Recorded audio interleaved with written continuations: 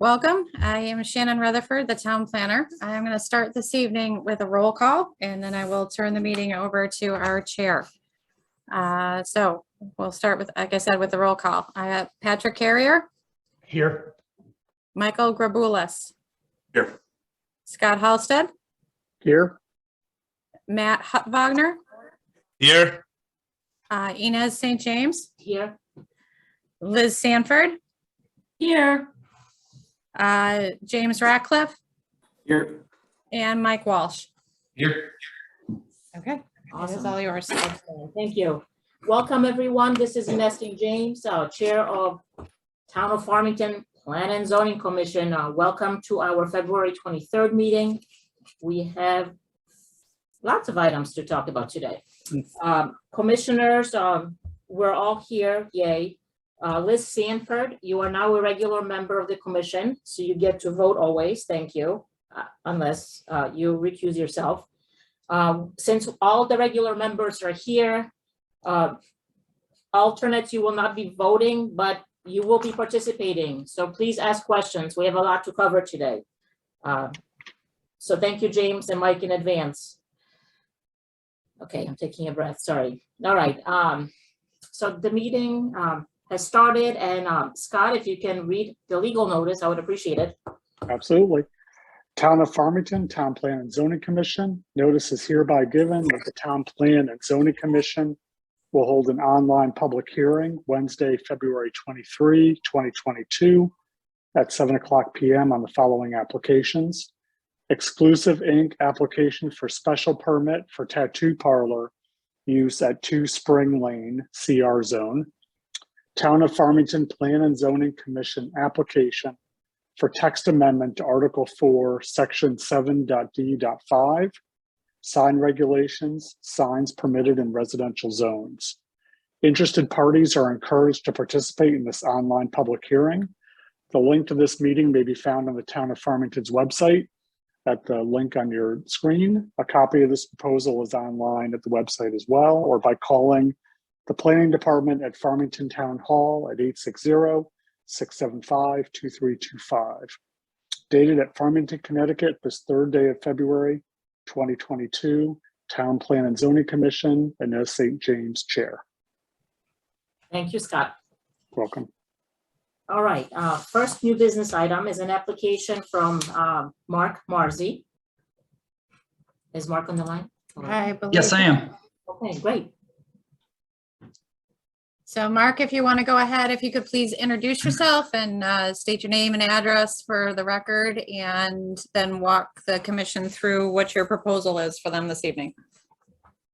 Absolutely. Good evening, Commission. I'm Mark Marzi from Don Hammerberg Architects up at 772 Farmington Avenue in Farmington.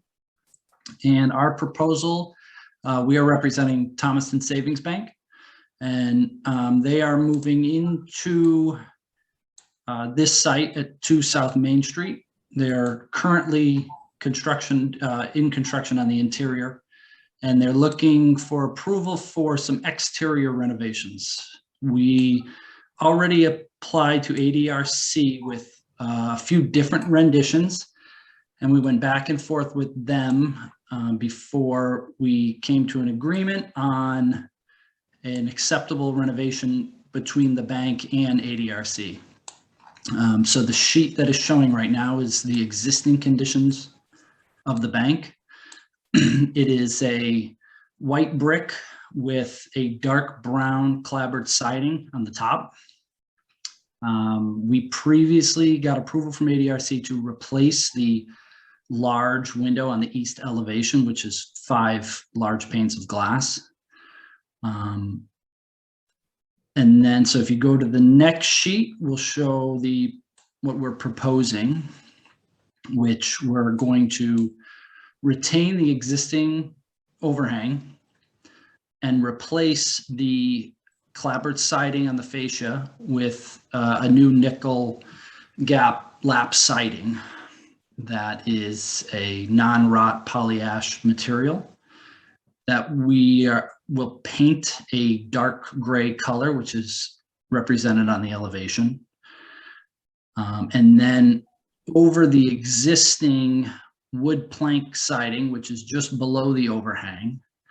That is currently painted a dark brown to match the clapboard siding. We are going to reface with a fiber cement board and paint that a dark gray to match the siding up above.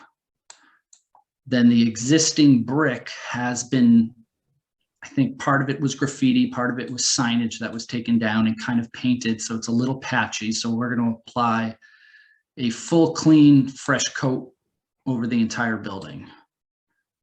Then on the east elevation that you're looking at, the existing large 5-pane window, we are going to replace. Originally, we were going to fill it in with a full unit, but during demolition, we found out there are some columns, and they're located on the brick patches to each side of that 3-pane window. So just to the left of where the hand cursor is, and then to the right.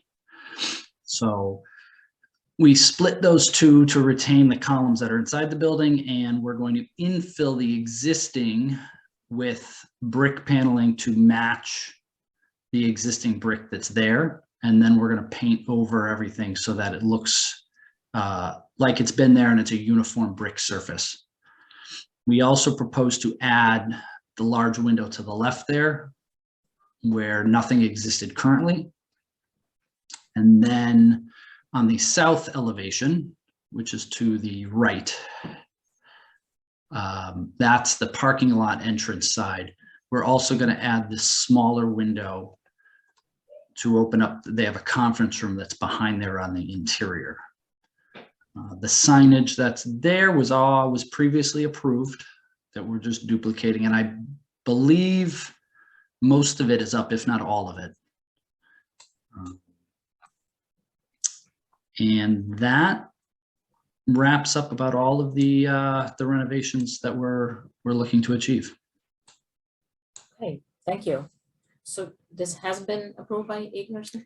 So correct. It's been, as Mr. Marzi indicated, a number of reviews with ADRC. The latest was last week via email. They were able to come to a consensus.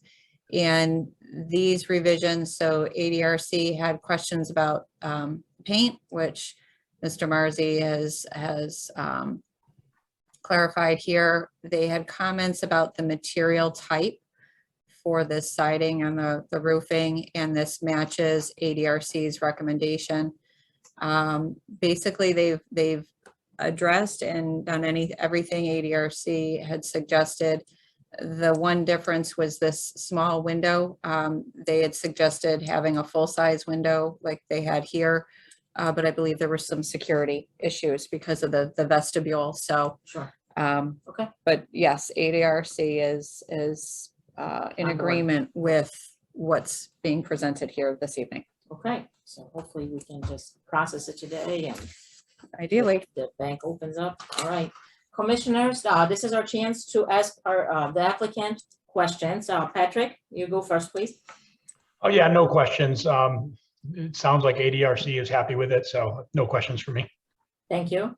Mike Rabulis? No questions, thank you. Thank you. Scott? No questions either, thanks. Thank you. Matt? No questions, thanks. Thank you. And Liz? No questions. Looks good. I like the window improvements. It seems a little less bunker-like. Okay, thank you. Good comment. James, any questions? No questions, thanks. Thanks. And Mike Walsh? No questions. Good presentation. Okay, thank you. I do not have any building specific questions, just when are you folks planning to open up? So currently they're doing the interior, and I believe they're looking at April to finish everything up. They got a little delayed with some asbestos remediation, but they're going to open up prior to completing these renovations, which they'll do in the spring. Okay. All right, thank you. So welcome to town. So commissioners, we need a motion and a second to approve this application. Oh, yeah, Patrick Carrier. I make the motion to approve the site plan application for facade improvements by Mark Marzai at 2 South Main Street, Unionville. Okay, second? Scott Halsted, I second. Okay, all in favor? Aye. Aye. Any opposed? Abstentions? Okay, the application is approved, Mark. Thank you very much. Thank you. Thank you. Have a great night. You too. You too. Thank you. Okay, moving on to the next new business item. It's a referral request for purchase of 2 parcels on Meadow Road. Shannon, are you? I Presenting? am Okay. presenting, Thank you. yes, I am your presenter this evening for this. So an 8-24 referral is a requirement. 8-24 refers to the Connecticut General Statute that requires the town council to refer any land purchases and a few other things to the Town Plan and Zoning Commission for review prior to the town council taking action. And with a positive referral, it needs, it would then require a simple majority vote with town council for approval. And if it's a negative referral from TPZ, then they would need a supermajority vote at town council. So what they are proposing is the purchase of 2 pieces of property off of Meadow Road. This is the Hine Farm space here in this bright green color. Here's Judson Lane, right in our Westwoods Upper Elementary School. And it's these 2 parcels in purple that they are looking. They are vacant and undeveloped and approximately covered with about 50% wetlands. In total, 40 to 50% wetland coverage. So the land acquisition committee put forth to town council that there's the opportunity to purchase the land, and land acquisitions put that forth. Town council agreed, and so they're referring it to TPZ for your review. And what we're looking for then is a positive referral back to town council to proceed with the purchase is the action that we're looking for from TPZ this evening. In the documents that were sent to you in support of this, there's a description of the property. The 2 parcels, they're owned by the same family, discussion of the condition of them, and assessor's records and additional mapping. This is all our open space and a variety of things here for us. And these are parcels 71 and 70 on our land acquisition map. So and there's 40 pages of documents that were submitted. I don't think we need to go. There was appraisal was in there and whatnot. So if there's specific questions regarding the properties, I'm happy to answer anything if Thank there's you, Shannon. specific questions. And I agree, no need to review all the documents. It's pretty straightforward, right? Let's run through to see if there are any questions. Patrick, you have any questions for Shannon? No, I don't. I read through the material. I don't have any questions. Thank you. Okay, Mike? My only question is just regarding, in the packet, the property to the west, which also looks like it is on the land acquisition list. Yes. 74, I believe. Is that highlighted in here just to show that the town's interested in still making that acquisition? Correct. So the only 2 that are in play currently are these 2 that are being put forth immediately for consideration. But yes, so the town has multiple properties that I'd say they've done some due diligence on or watch to look for appropriate opportunities. Of course, it has to be priced appropriately as well. So like when you look, like this is the land acquisition map. So pretty much anything that's in purple is something that the town is observant of. It's not, they just keep on their tracking list. And if it becomes available on the market, then it's something they've already done some research on. And, really no different than any other developer really that's looking to try to secure land for their development purposes. We're looking to do the due diligence to secure land to keep it as open space. So yes, it is being tracked, but it is not what is being looked at for this evening or on the current town council agenda. Thanks, Shannon. Thank you, Mike. Good question. How about you, Scott? No questions, thanks. Matt No questions. and Liz? No questions here. Okay, and James? No questions either. Thanks. Thank you. And Mike? No questions. For me, thank you, everyone. For me, just curious, will we be able to use this land for walking or anything, or like what happens? So typically, any of the town-owned property is available. It has the same restrictions that we have for our conservation easement. Any of Okay. it can be used as passive recreation. Mhm. Some of them are a little more accessible than others, but technically, yes, the open space is available for how we term passive recreation. So hiking and walking through. That's great. Yeah. Okay, thank you. Okay, if we're ready, everyone, we need to make a motion for if we agree, a positive referral of these two parcels. We need a motion and a second. Yeah, Patrick Carrier, I make the motion to send a positive referral concerning the purchase of 8480 and 8481 Meadow Road for the purpose of open space. Second, Liz Sanford, I'll second. thank you. All in favor? Aye. Aye.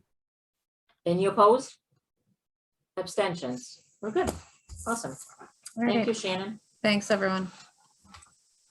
All right, next item is an application from JRF Management LLC and Kawood Real Estate Development LLC. We probably have a number of folks, right? We do have a number of folks. Phil, will you be starting us off this evening or will Attorney Alter? Actually, this is Peter Alter. I will start and then turn it over to Phil. Great. Thank you. Okay, welcome. Thank you. Thank you very much. For the record, my name is Peter Alter. I'm a lawyer. I practice law in Glastonbury at the firm of Alter and Pearson. And we appear before you tonight to present the property that you see displayed on your screens for site plan approval in accordance with your Midpoint Development District zoning regulation. Just to get everybody situated, this parcel consists of 24.88 acres. It really is comprised of 4 separate pieces or parcels of land. It is bounded on the north by Farmington Avenue Route 4, on the south by the Farmington River.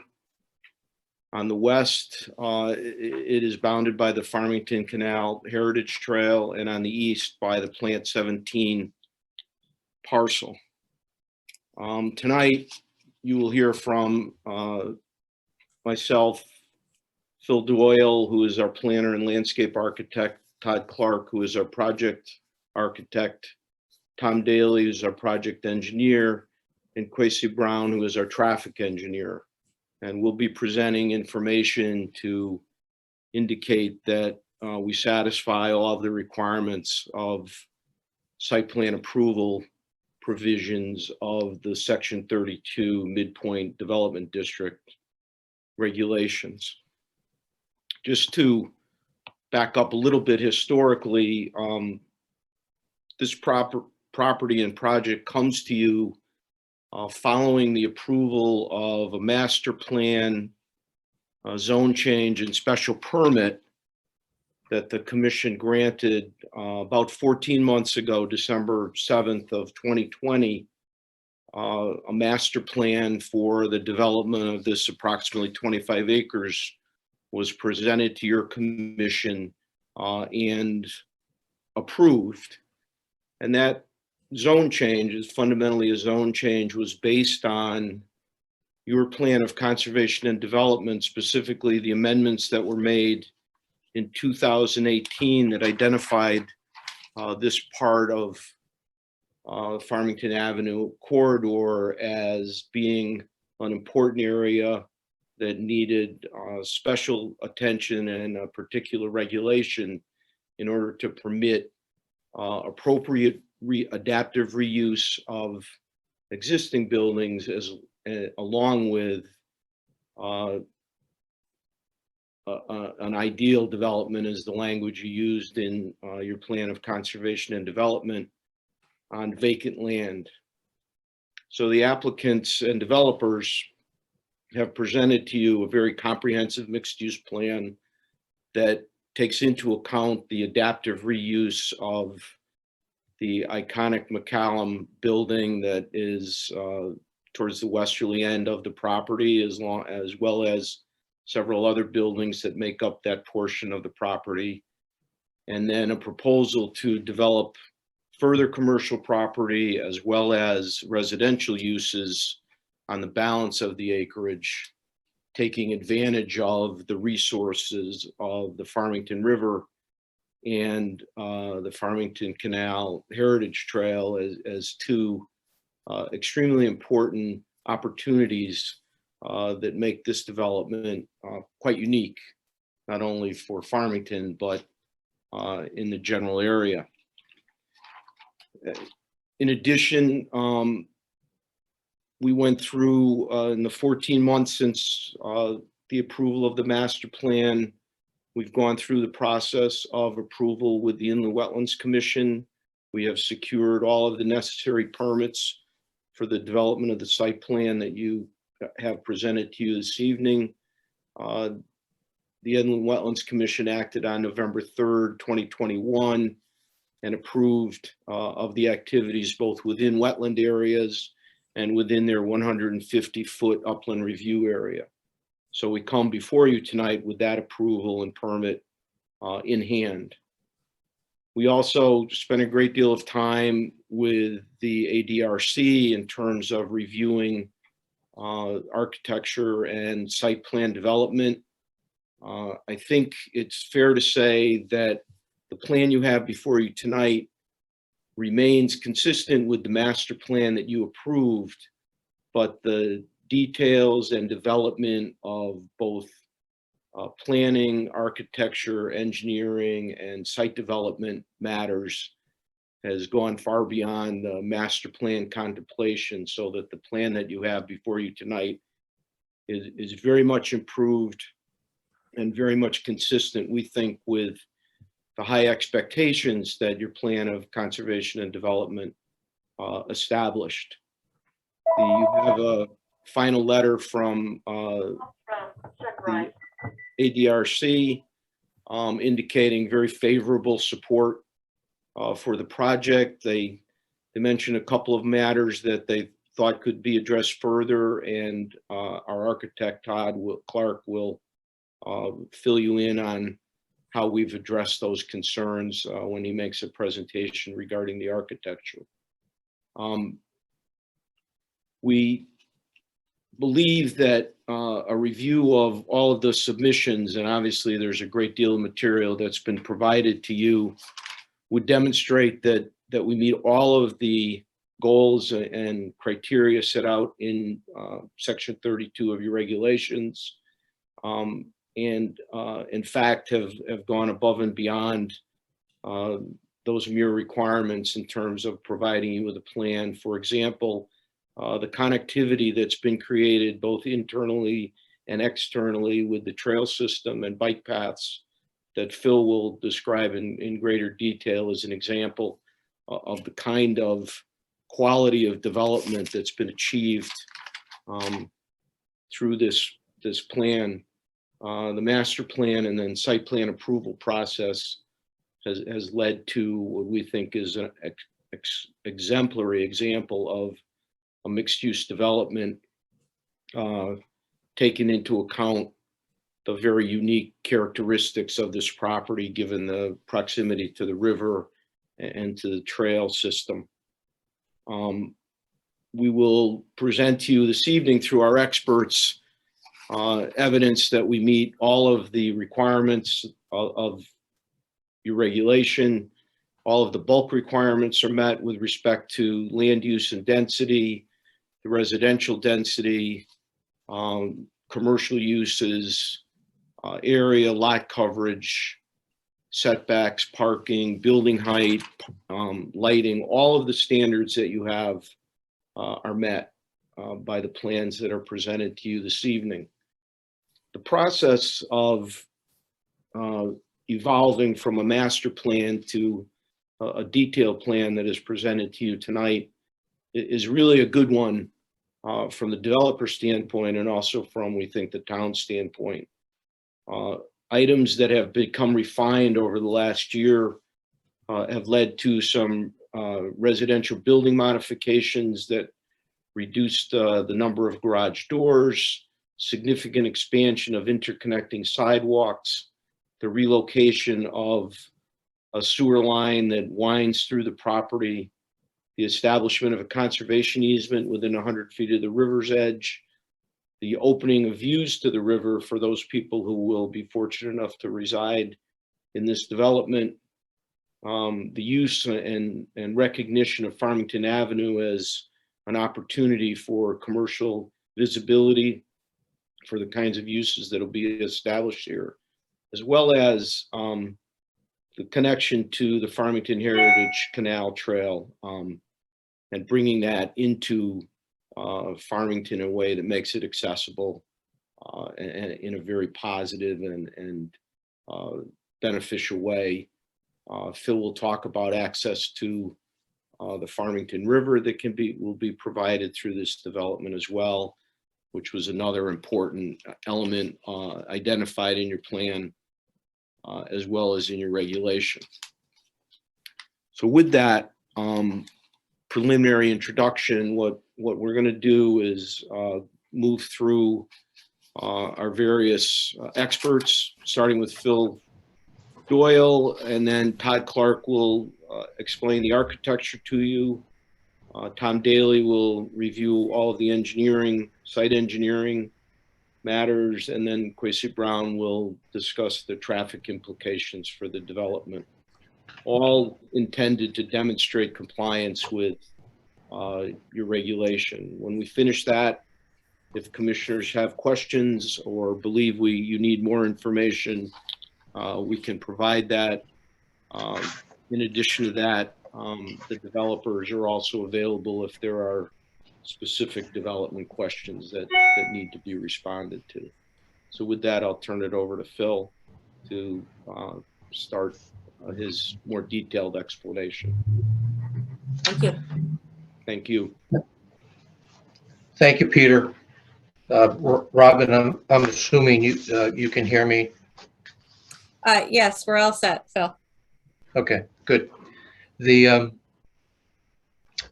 plan that you had up, Robin, when Peter was making the presentation is the one of the plans that's in the plan set. It's the overall site plan, and in the lighter tan tone, it shows all of the buildings as they're disposed around the site.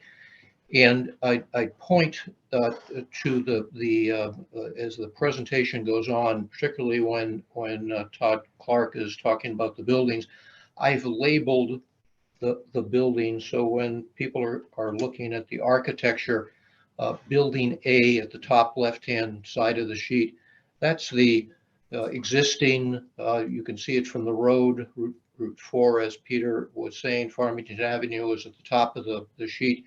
But building A is the metal building that is sitting out towards the road.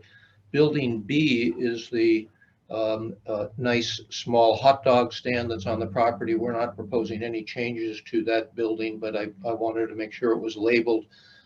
Building C and D in that are the existing McCallum building complex. C is the older portion of McCallum that dates back about 100 years now. It was built in 1923. D is the block portion of the building that was built later in the 80s. And I'm mentioning this because the specific architecture related to all of those pieces. Building E is a shed building that will be eventually renovated into what we hope will be a bike shop, because it's in immediate proximity to the bike trail and our connection to the bike trail. F and G are two mixed-use buildings that help us start to project the mixed-use development in towards the residential portion of the purely residential portion of the development. And then we've labeled the pure residential buildings 1 through 7.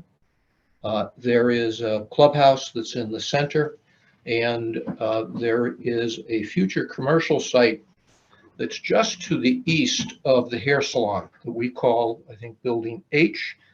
And that will be a tenant-driven, the design of that building will ultimately be a tenant-driven design.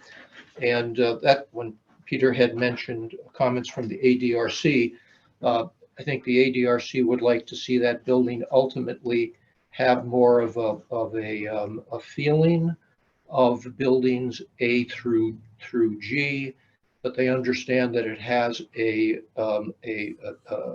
tenant-driven component.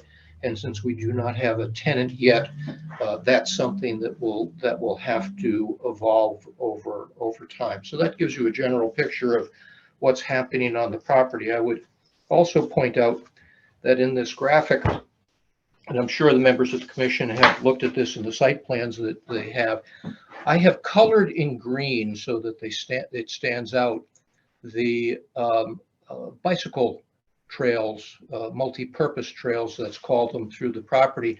The vertical line that you have the cursor on, that is the existing Farmington Heritage Canal Trail. And the offshoots to the west, it would be a connection into the town park, and it would terminate at the parking lot at the baseball fields on the eastern side of the town park, and the long curvy section of the trail that runs toward the east and eventually connects out towards Farmington Avenue. It's about 2,600 linear feet, about a half mile of new bicycle trail that would be built on the property. So that gives us a general outline of where we are in that mass. As Peter mentioned, are 4 existing lots that will be all combined as part of this site plan. And when we made the application, because we are working on the trail itself, includes the trail, and it also includes the town park. So Jenna, could you flip to the next graphic? And that really leads to this sheet. This is a sheet that we have presented in the past to the Inland Wetland Commission and ADRC, and it shows the whole extent of the application. The MDD zone that the commission established with our master plan is all of the land that is to the east of the vertical slice of the old railroad bed, now the Farmington Heritage Canal. And the slice to the west, that long projection to the west, is the land that the town owns. I think it's 17 to 19 acres. It's included in this application only because we're proposing the connection to the town park for the bicycle trail. And that connection would fulfill the goals of the town plan of conservation and development. Now, if we could flip to the next slide, Shannon. This is again a plan that we have used with both Inland Wetlands, and originally a year ago a year and a half ago with this commission, with the Town Planning and Zoning Commission, as we were going through the process of demonstrating that the implementation of the MDD area that you had established in the 2018 plan update, that our application was indeed consistent. Our portion of the MDD area that you addressed in the master plan is section 9.1, and that's the area that is outlined in the darker red line, and Shannon has her cursor right there. The page out of the POCD pages are right there, and we were section 9.1. The waterside area, I believe, was section 9.2, and the area of plant 17 was 9.3. Let's go on to the next, Shannon. One of the interesting and critical points of the POCD as it applies to this particular property and the MDD zone that resulted is the important location of this property in the whole context of the town of Farmington. It is sort of in the middle of the Farmington River Canal bike path as it extends through the town. And it is also in the middle of Farmington Avenue, halfway between the village and Unionville. And it's a piece of property that has sat mostly fallow for close to 100 years. And the goal of the community has been, as evidenced in the POCD, was to try to create a space here that would bring some life to this section of the road and start to connect the two important villages in the town, and also provide a connection to the bike path. The closest connections to the bike path are up near Brickyard Road as it runs north almost to the Avon line, and then south down by, I think, Red Oak Drive, about 0.8 of a mile to the south, and there's no connection in the middle. So the town staff had a goal, and the Planning and Zoning Commission recognized that goal as important in trying to make this connection. And when the MDD zone was written, that Peter has referred to as the section 32 in the zoning regulations, there are a couple of musts, and thou must. And one of the requirements in the MDD zone was a development proposed on this site must make a connection to the bike trail. And you can see in these plans that are presented here, these were supplemental plans that went with the POCD. There's also a thin line that runs out and connects into the town park. You can, maybe Shannon, you can right there. That was not a must in the POCD. It applied to the MDD zone. But as the project has evolved, that is a connection that the developers will be making at the request of the town staff. Let's flip to the next sheet, Shannon. The next sheet is a sort of an existing condition analysis, and it'll help everybody understand the site. The members of the commission that were part of this process a year or so ago will have seen a document similar to this that we presented. But we have Route 4 at the top of the site, Farmington Avenue. It's a busy road. It's got a lot of traffic. We have the trail, the Farmington Heritage Canal Trail on our left side of this drawing. And the interesting thing about that, other than it just happens to be there, is that it's elevated 30 feet above the site. And 30 feet is pretty tall. And it was elevated that high because on each end of this particular section, it's going over an obstacle. On the south side, it is traversing the river, and it needed to be substantially high coming off the southern bank of the river, which is elevated. And it eventually crossed the Farmington Avenue at what I think is called now the Big Bird Bridge. And that the bottom truss of that bridge had to be high enough to allow commercial vehicles to pass, which is 14 or 15 feet. So all of these, that trail is rather remote from the surrounding ground, which makes it somewhat difficult to make a connection. Other things that are interesting about the site is there's 1,800 or so linear feet of frontage along the Farmington River. You can see that at the bottom of the sheet that the river bank winds in that area. And I'll mention briefly later in some of the discussions. At one point in time, this site was larger, extended further into the river. But historically, we all know that there's been a lot of excavation, permitted activities in the river that allowed the excavation of this property and other properties in the area. So the river became larger and it expanded the bank area. Also, these activities, I think, ended in the 60s or so, diminished the amount of land on the property to be developed.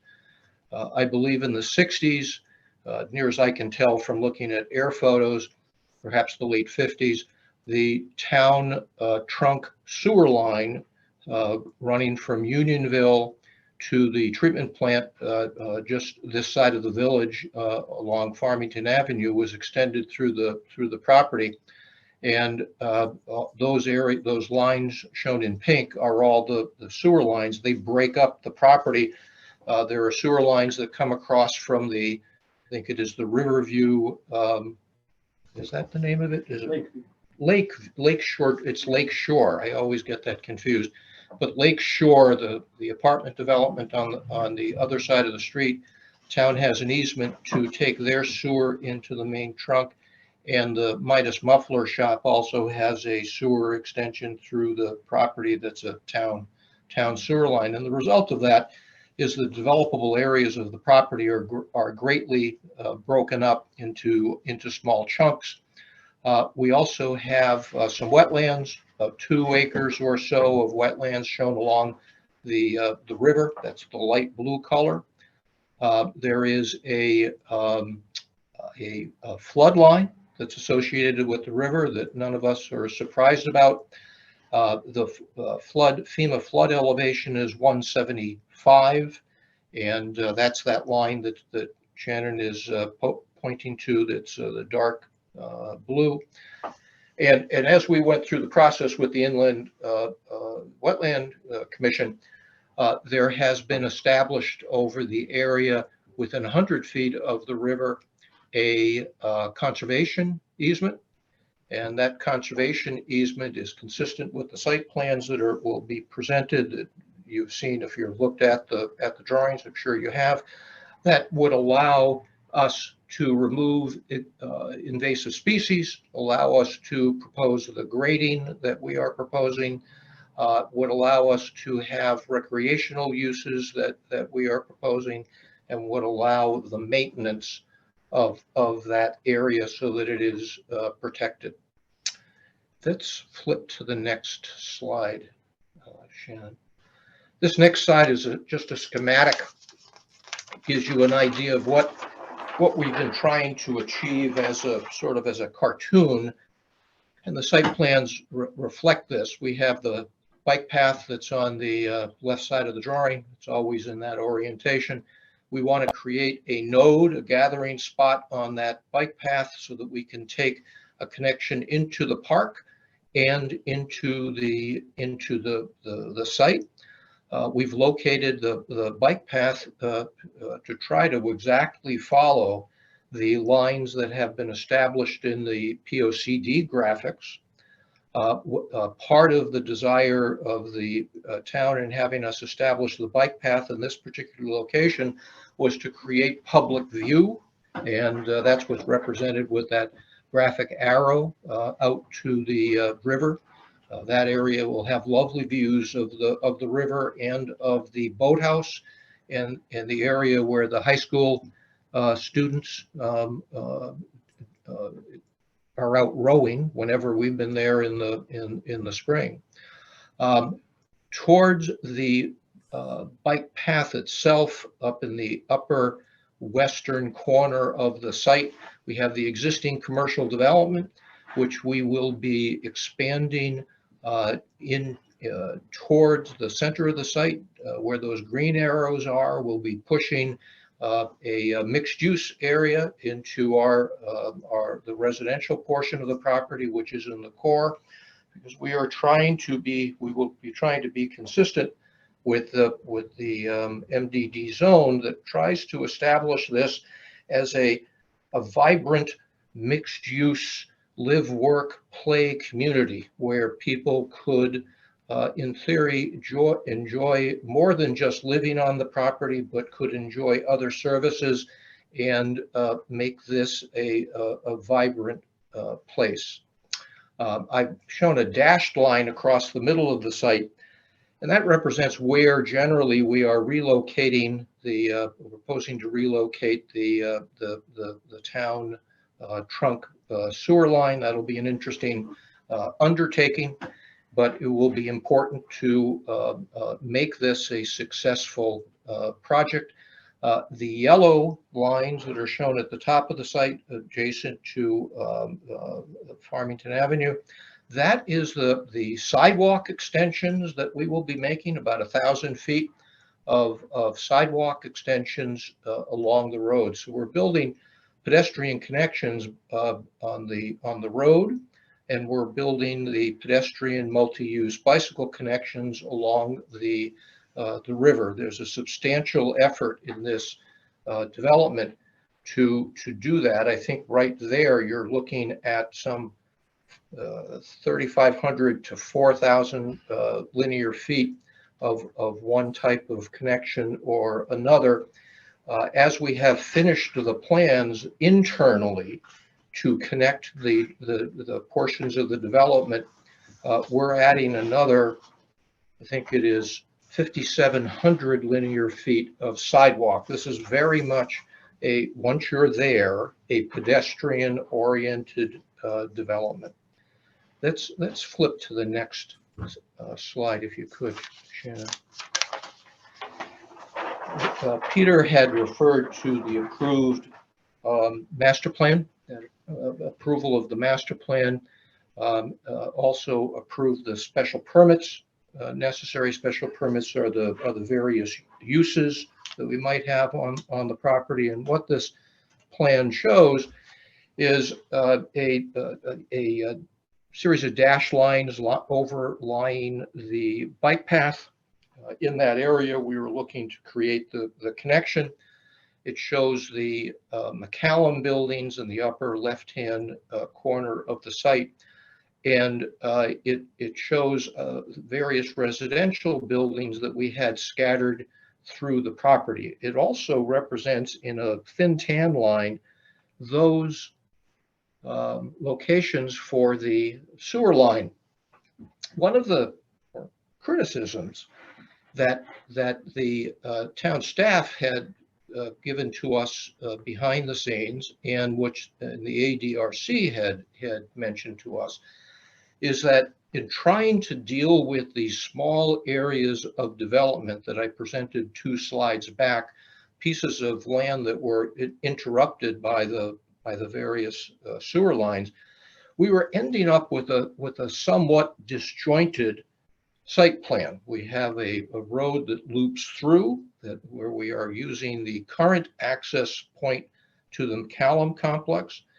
And we have another major access point shown on Farmington Avenue, just to the east of the Lakeshore Drive, maybe 300 or 400 feet east of the Lakeshore Drive access points. But the development was scattered. Parking lots were scattered, and it was a plan that was crying for more organization. And after some serious looks at costs and at some of Bruce Sear's comments, Bruce, as you know, is in part of the planning staff. We were convinced that we should seriously consider relocating the sewer line so that we could reorganize this master plan and make a more comprehensive proposal. So let's flip to the next plan, if you could, Shannon. This plan is the plan we presented to Inland Wetlands. It was approved by Inland Wetlands.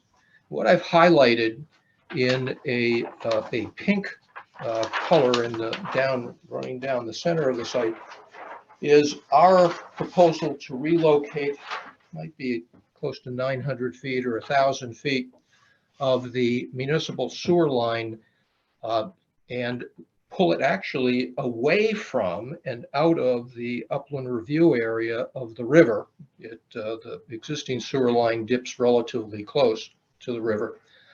And in doing this, we will have to build that entire sewer line, leaving the existing sewer line active. And once this sewer line is constructed, it's about 10 feet deep. So it's a significant undertaking and tested so that we know it can be pressure tested. Then we'd connect in with the at either end and we would abandon the existing sewer line. But once done, that will allow us to create a development that addresses a number of the comments that ADRC made. And they were requesting us to create a core, a residential core built around green space where we have integrated the open space amenities, clubhouse, pool, gazebos, playgrounds within that central core that I have outlined in sort of green dots in the middle around buildings 1, 2, 3, 4, 5, and 6, Shannon, right in that center.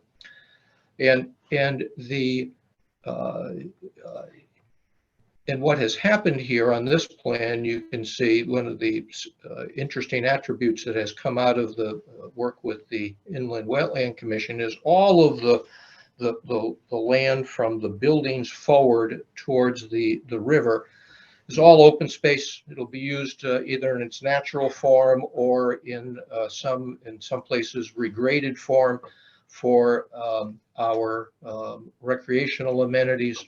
One of the things that I should mention in passing, and Tom will deal with later, is that part of the other thou shalls in the MDD zoning regulations is that there shall be no direct discharge to the Farmington River. Farmington River is a tremendous resource. One of the reasons why the developers here have been interested in the property and why Jeff Scott, one of the developers who's also the owner of the property, was interested in the property initially is because it has lovely frontage on the river and no one wants to impair that. Let's flip to the next slide. Next slide gets back to the plan that I was originally showing, the extent of the development. And on this slide, I think I'd like to point out some of what happened with the bike path connection. We had a number of choices to make. The bike path is a major development issue in that it is tremendously costly. You've got to figure out how you're going to transit 30 feet of grade. And perhaps, Shannon, if you could flip through the slides and find that sheet that I have that has the picture of the ramp system in Collinsville. flip, just the next one, yes. This picture in the upper right-hand corner is taken from an area behind the McCallum building. And you can see some of the foundation actually immediately right in front of you of that shed that we're going to rebuild into the bike path. But the bike path itself is way up in those trees. It's 30 feet above us. And a grade transition like this was attempted a few years ago in Collinsville, and it's been functioning well on the in that no one has been. I don't think anybody's been hurt badly there, but it's a 10% ramp for about 150 feet, and that picture right there that Shannon has the cursor on, if you've all ridden it like my wife and I have with our kids, it can be scary.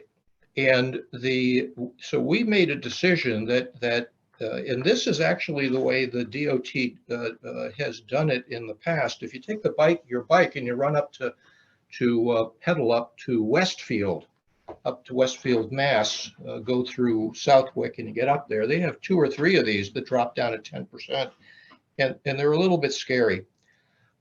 If we had to do that here at 10%, we'd be using up 300 feet of length of our property, and we would have to extend the earthwork for supporting that connection far into our site. It could not be affordable. And Shannon, maybe go back one slide here, just one slide. One slide, right there. The proposal we've made to make the bike path connection is actually to lower the existing 30-foot embankment, the railroad embankment, and take about 16 feet off the railroad embankment, drop it down, create a sag, and right in the center of that sag, we will have our potential access both to the town park and into the site. What happens when you drop if you looked at that railroad embankment in a cross section, it's like a pyramid with no top.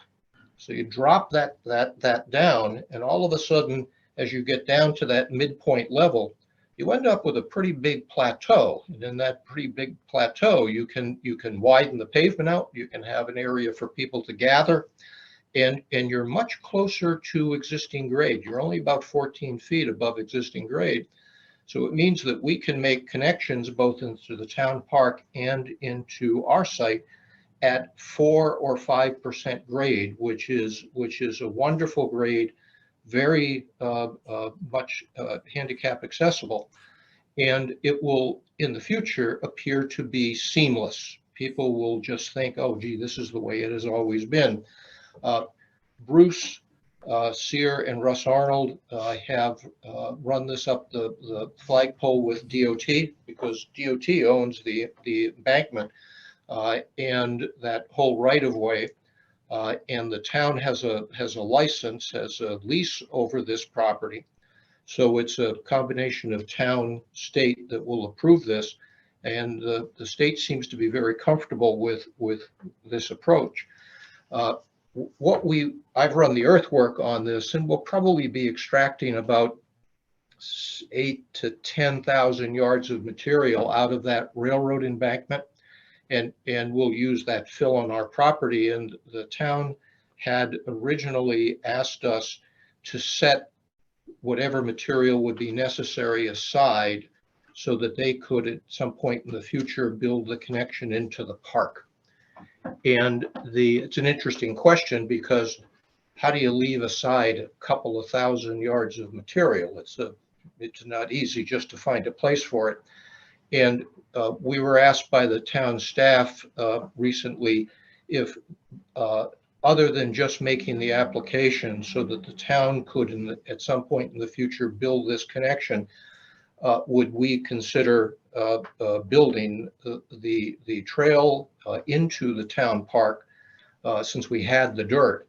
And the developers have agreed to do that.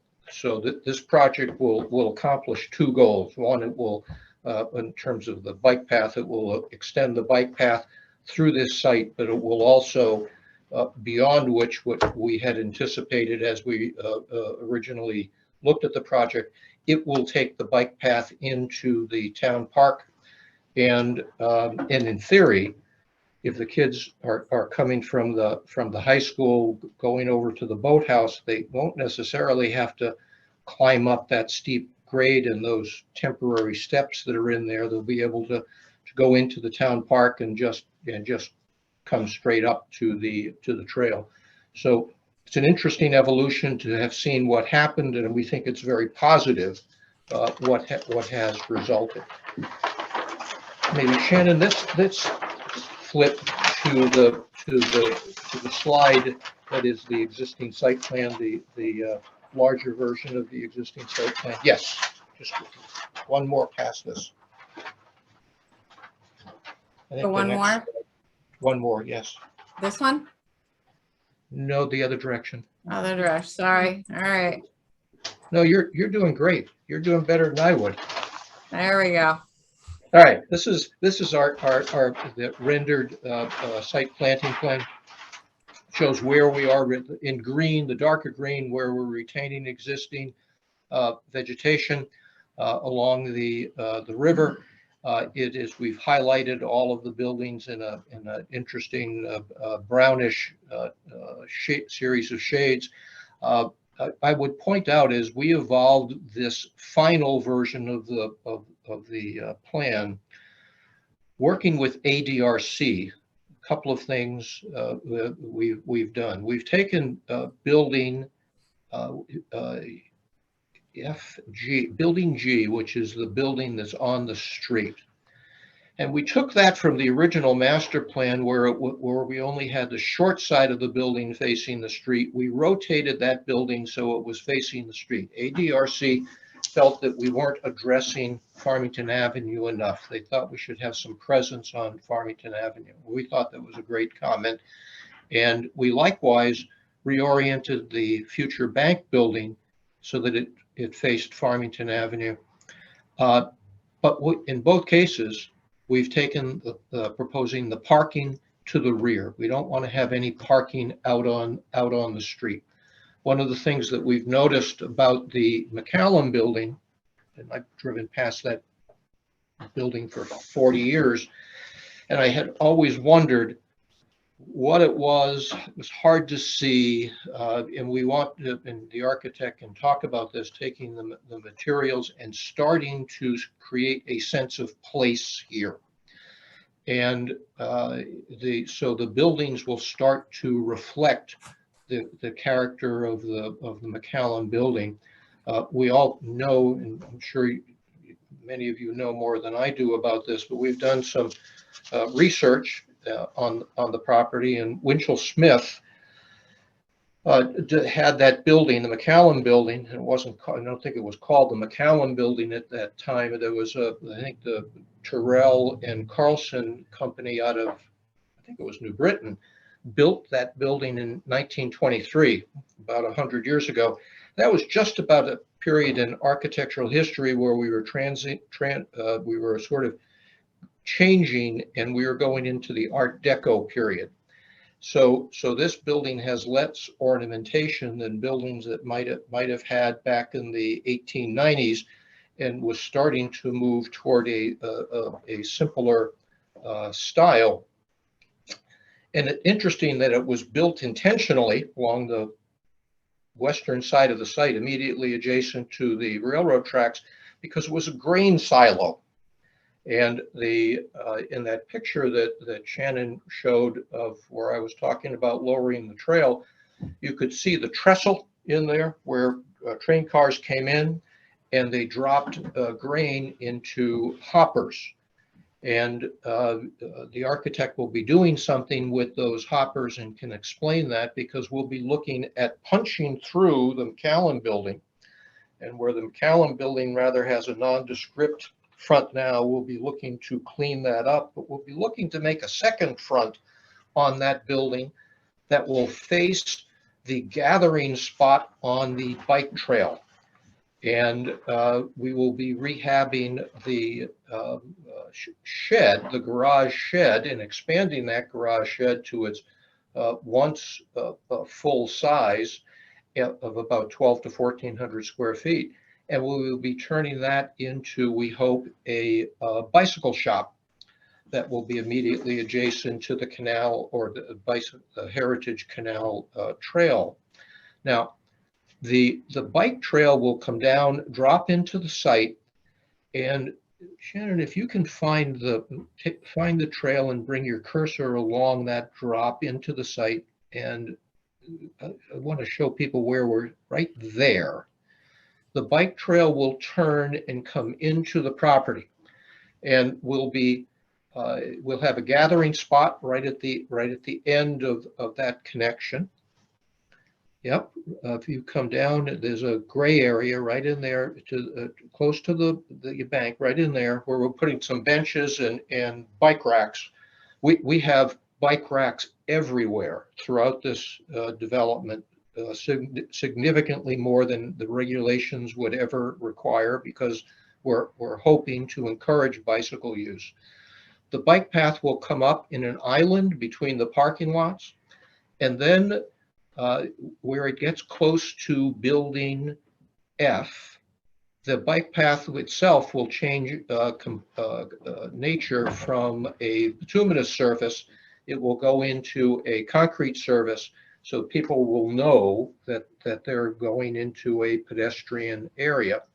At the end of the bike path, there's a gazebo we are proposing, and that gazebo has been designed with elements that will be the support elements that are actually similar to the original trolley stop that we discovered exists on the property out on Farmington Avenue. That little red dot.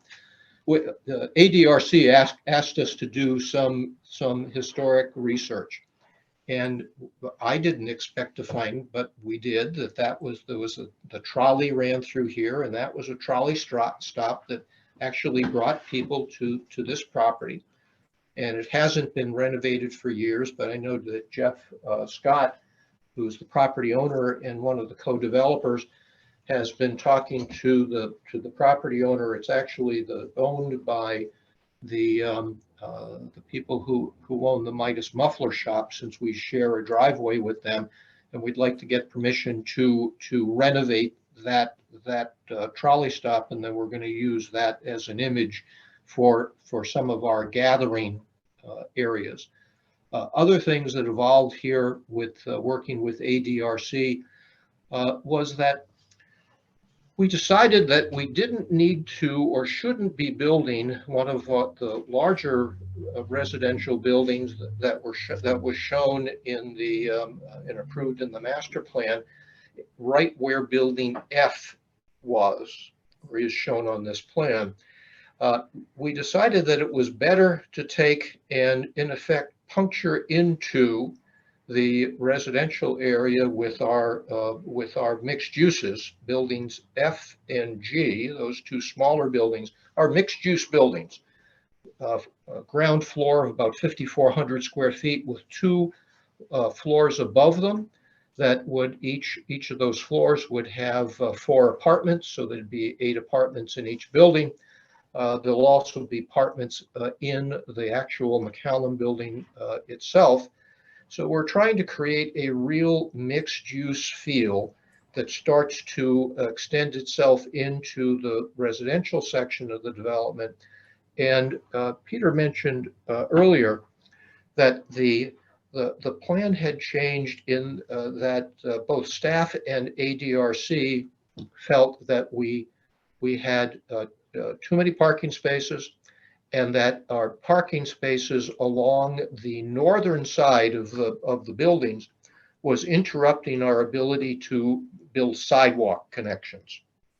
The architect took a very close look at that and modified the building designs so that we do have parking spaces inside the buildings, but those parking spaces are accessed through small driveways, 2 true driveways into each building.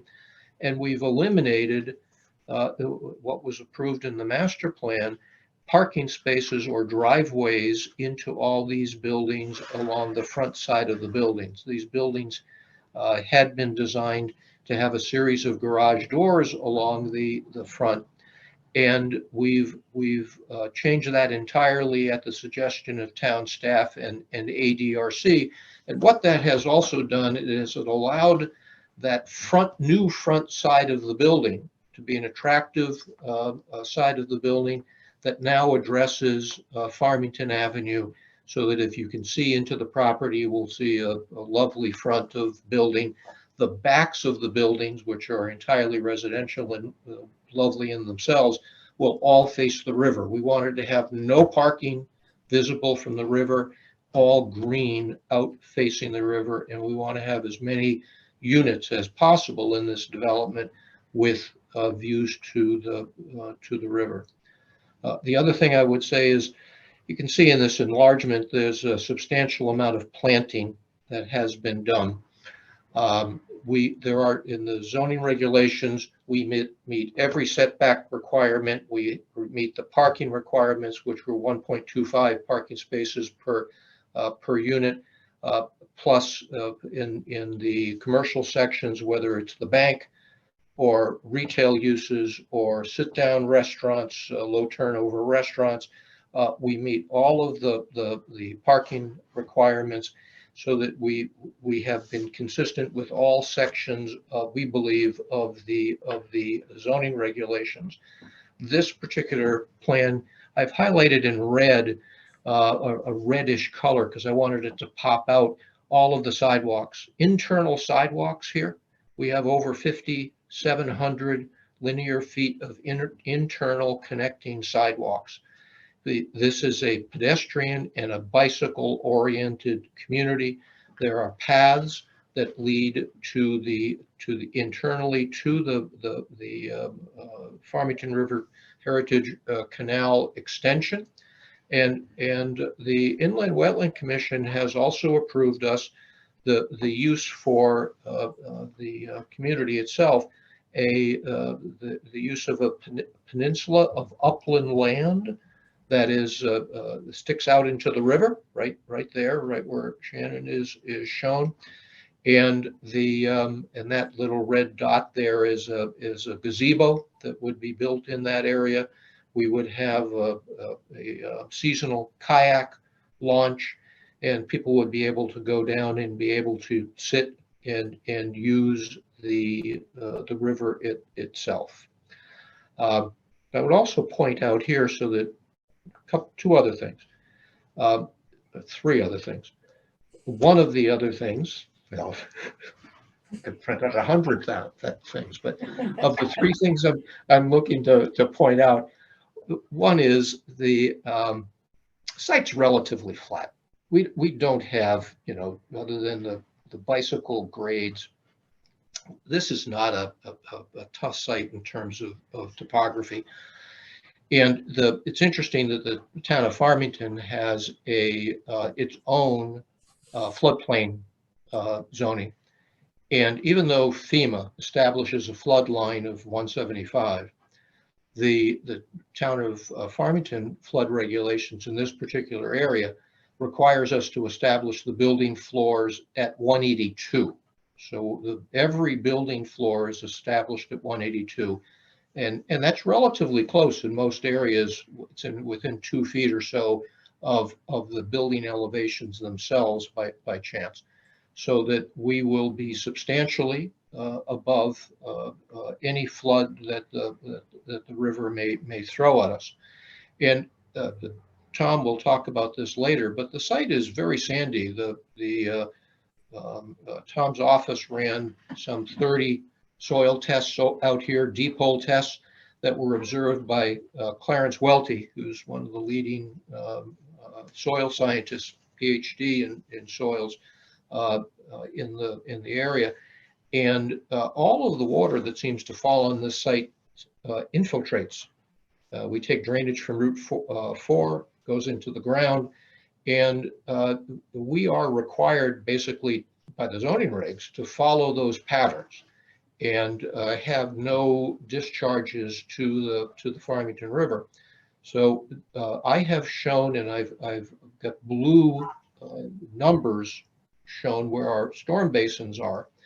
But in creating these pads, we are draining water away from the buildings, overland flow into water quality basins that will infiltrate the stormwater. So the water always flows away from the buildings into water quality basins, and Tom can go through those. Each of those are numbered. So we've tried to be very sensitive about how we've graded the property, where that stormwater is going. And then in replanting, we will be using native plant species to try to reestablish and revegetate any areas that we disturb. And Tom will go through this, even our roof water is all infiltrated into the ground. So let's flip to the next slide if we could, Shannon. The town zoning regulations and the MDD continue the zoning regulations 60/40 impervious surface. Because the sidewalks and the bike paths are public improvements, the MDD regulation does not allows us not to include the bike path in the or the sidewalks along Farmington Avenue in the 60/40 impervious surface. And we are just at 40%, slightly underneath 40% ratio for impervious surface. And I would say in dealing with that, I've even included the transformer pads in our calculations. So we've tried to cover every piece of impervious surface. There will be no ground mounted utilities other than the transformers. The architect can talk about that later. Let's flip to the next slide, Shannon. Lighting, you've gone through the plans. All our lighting will be LED downlights. There are it's will all be consistent. We've got no light trespass proposed. All the light heights are at 14 feet. So we've maintained all of the standard requirements. Let's flip to the next plan if we could, Shannon. This is again the bike path, and I think I'd like to just flip to the last sheet. Next sheet. Yes, some of the historic pieces of the site. We got this through the Unionville Museum, a picture of the fellows that were building the McCallum building in the 20s, and the sense we have gotten here is we've learned that this building was put up because it had a connection to the farming past of the town of Farmington. It was actually a grain elevator, and I think it's very interesting that it was here because of the railroad. And one of the interesting dynamics in this idea of doing this renovation and trying to create something on this property coming out of Town Hall back in the 2018 period was because it's adjacent to the old railroad tracks. And those old railroad tracks now have become a new mode of transportation that we have seen be very important in the kind of the dynamic recreation of Collinsville. Collinsville up in Canton was sitting there kind of fallow. When that bike path came through, changed the entire nature of the town. And I think that has the potential to happen here, but the dynamics 100 years ago related to that railroad track are now imposing themselves on this project, and we're all very excited because we think this site has a wonderful potential for becoming really a great focal point in the center of town. And with that, I'd like to stop and turn things over to the architect. I've talked too long. But I like the project.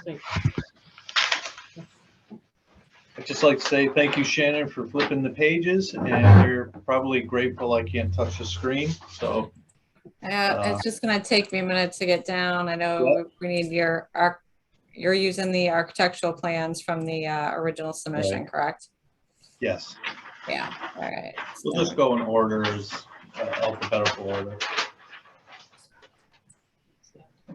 So if you could, Todd, for the record, while I'm getting to the page, if you could identify yourself and association, business, et cetera, just for the record for us. My name is Todd Clark. I'm from the architectural firm Blue Moon Design. We're out of Terryville. And it's been my pleasure to try to help with this nice project. And so if you'd like, we can get going. This is the first sheet, A1. This is an existing building that if you're going down Route 4, passing under the overpass, it's directly to the right. If you look at the sketch down in the lower left, it's kind of the picture view of the perspective of how it's nestled in next to the McCallum building and the hot dog building, and the bike path is sort of off to the right.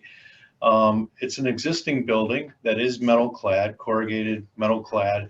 One of the things that Phil had touched on I wanted to start with is that this is a live, work, and play sort of a village approach to things.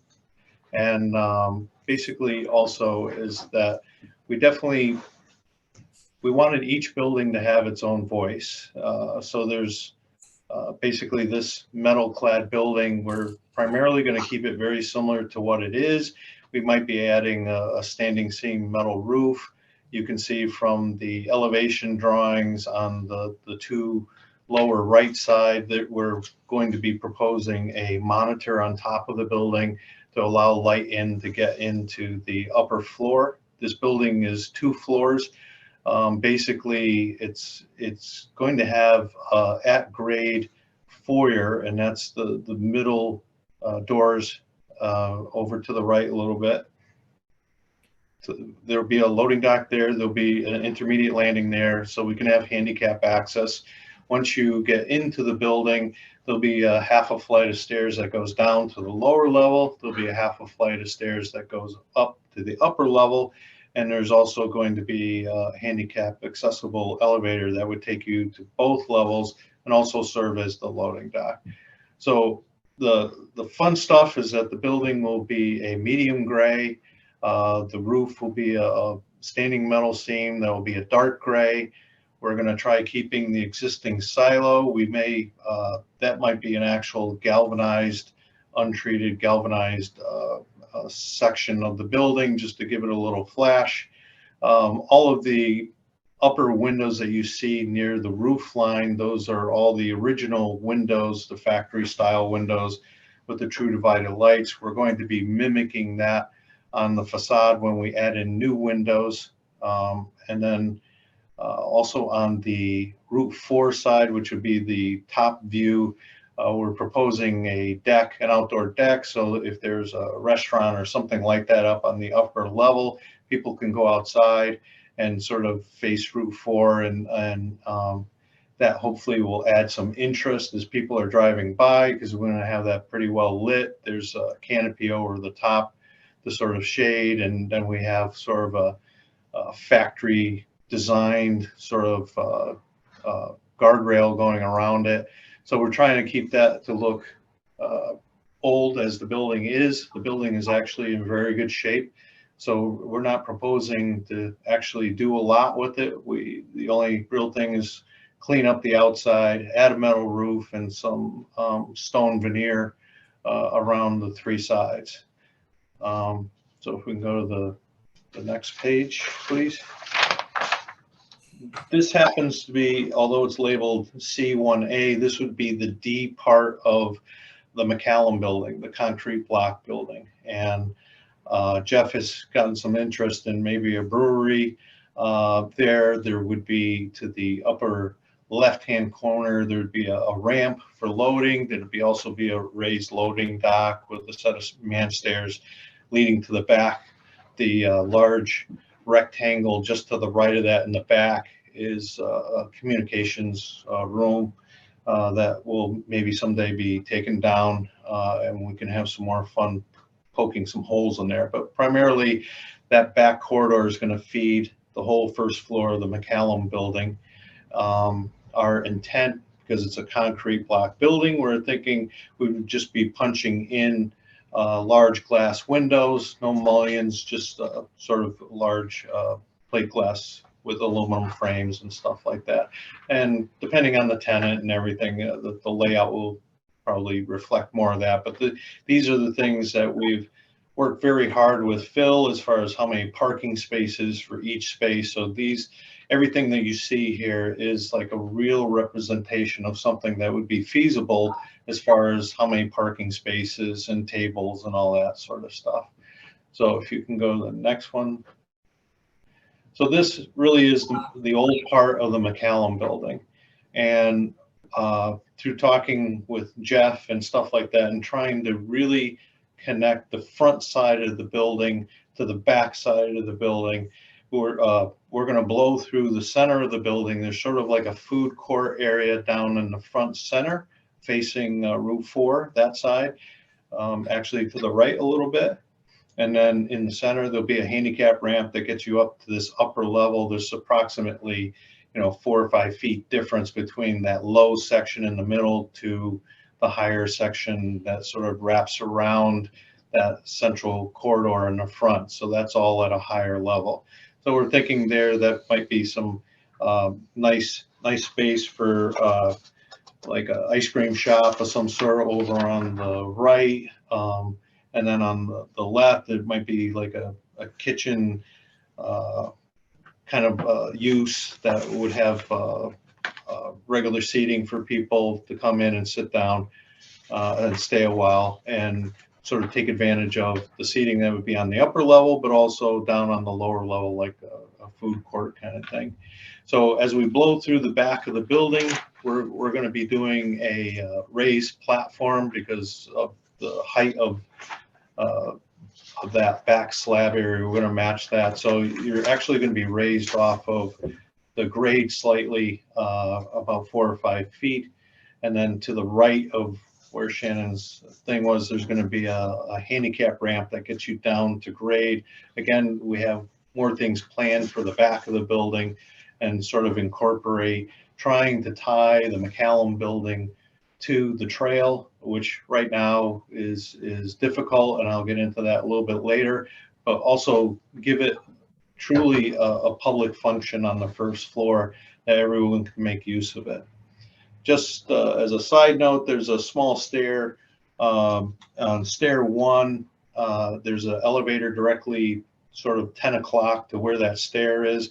That elevator is only for the residents that are up on the upper floors. The other existing freight elevator that's sort of the middle, that's going to service all the other sections so that we don't really have a crossover between the public spaces and the private spaces. So we can go to the next one.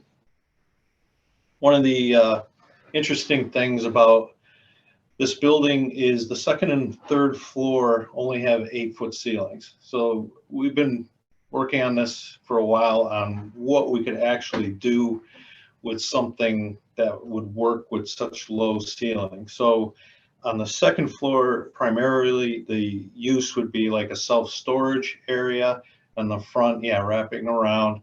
And then there would be the residential storage areas that everybody would have their own storage area. Again, if they, everybody needs storage, so we thought this might be appropriate, and the residential storage area would be secure from the rest of the building, so people can come up and have self-storage that would be public, and then the residents would have self-storage for themselves. So we can go to the next one. This is an 8-foot ceiling, so what we're thinking was creating an art space as far as people being able to do arts. whatever they wanted to do. Again, the ceiling's low, so we wanted to keep it open. Obviously, it's got exposure all the way around the building, so we're going to take advantage of that. So despite it being low ceiling height, we think it's going to be a nice usable space for people to come in, again, live, work, and play. This might be a nice way of using up a space instead of just creating storage, which the building is more or less now. There's something that be more vibrant for the public and private use of the building. It's the next one. So the fourth floor plan is basically to the right-hand side will be rentable office space, short-term rentable office space. So if you were the type that were working at home, but you needed a little conference area or a receptionist or something like that, we would create office space in these areas. Again, it's a short ceiling, but lots of glass. So all of the offices are along the perimeter, and the interior space has conference rooms and things like that. Over on the left-hand side, we start with residential units. The reason why we chose the fourth floor for residential units, it's now high enough to start getting a view of the river and of the bike path. So the units are more or less facing the river and the bike path along the backside where the trestle building is. We're planning on keeping that. So the idea is that those two spaces that Shannon's working on actually are very tall spaces. So we think we can create some dramatic residential spaces there. So on that particular floor, there's 4 units. And then if you go to the next one, up on the 5th floor, this is sort of getting into sort of the penthouse section of the building. It's now much higher. The ceilings are a lot higher than the lower sections of the building. Again, it's only accessed by its private elevator along with a stair. So there's going to be 2 units side by side that will have views to the river and to the walk. This particular floor now is getting sort of high enough that it's looking over the trestle part of the floor plan. You go to the 6th floor. This is more or less the penthouse. There's going to be roof terraces on both sides that will be private for each tenant. There's also roof terraces on the 5th floor. So again, just being accessed from a stair. This will obviously, I think they're like 14-foot tall ceilings in there. They will have a fantastic view of the surrounding area. So we wanted to take advantage of that with the roof terraces and things like that.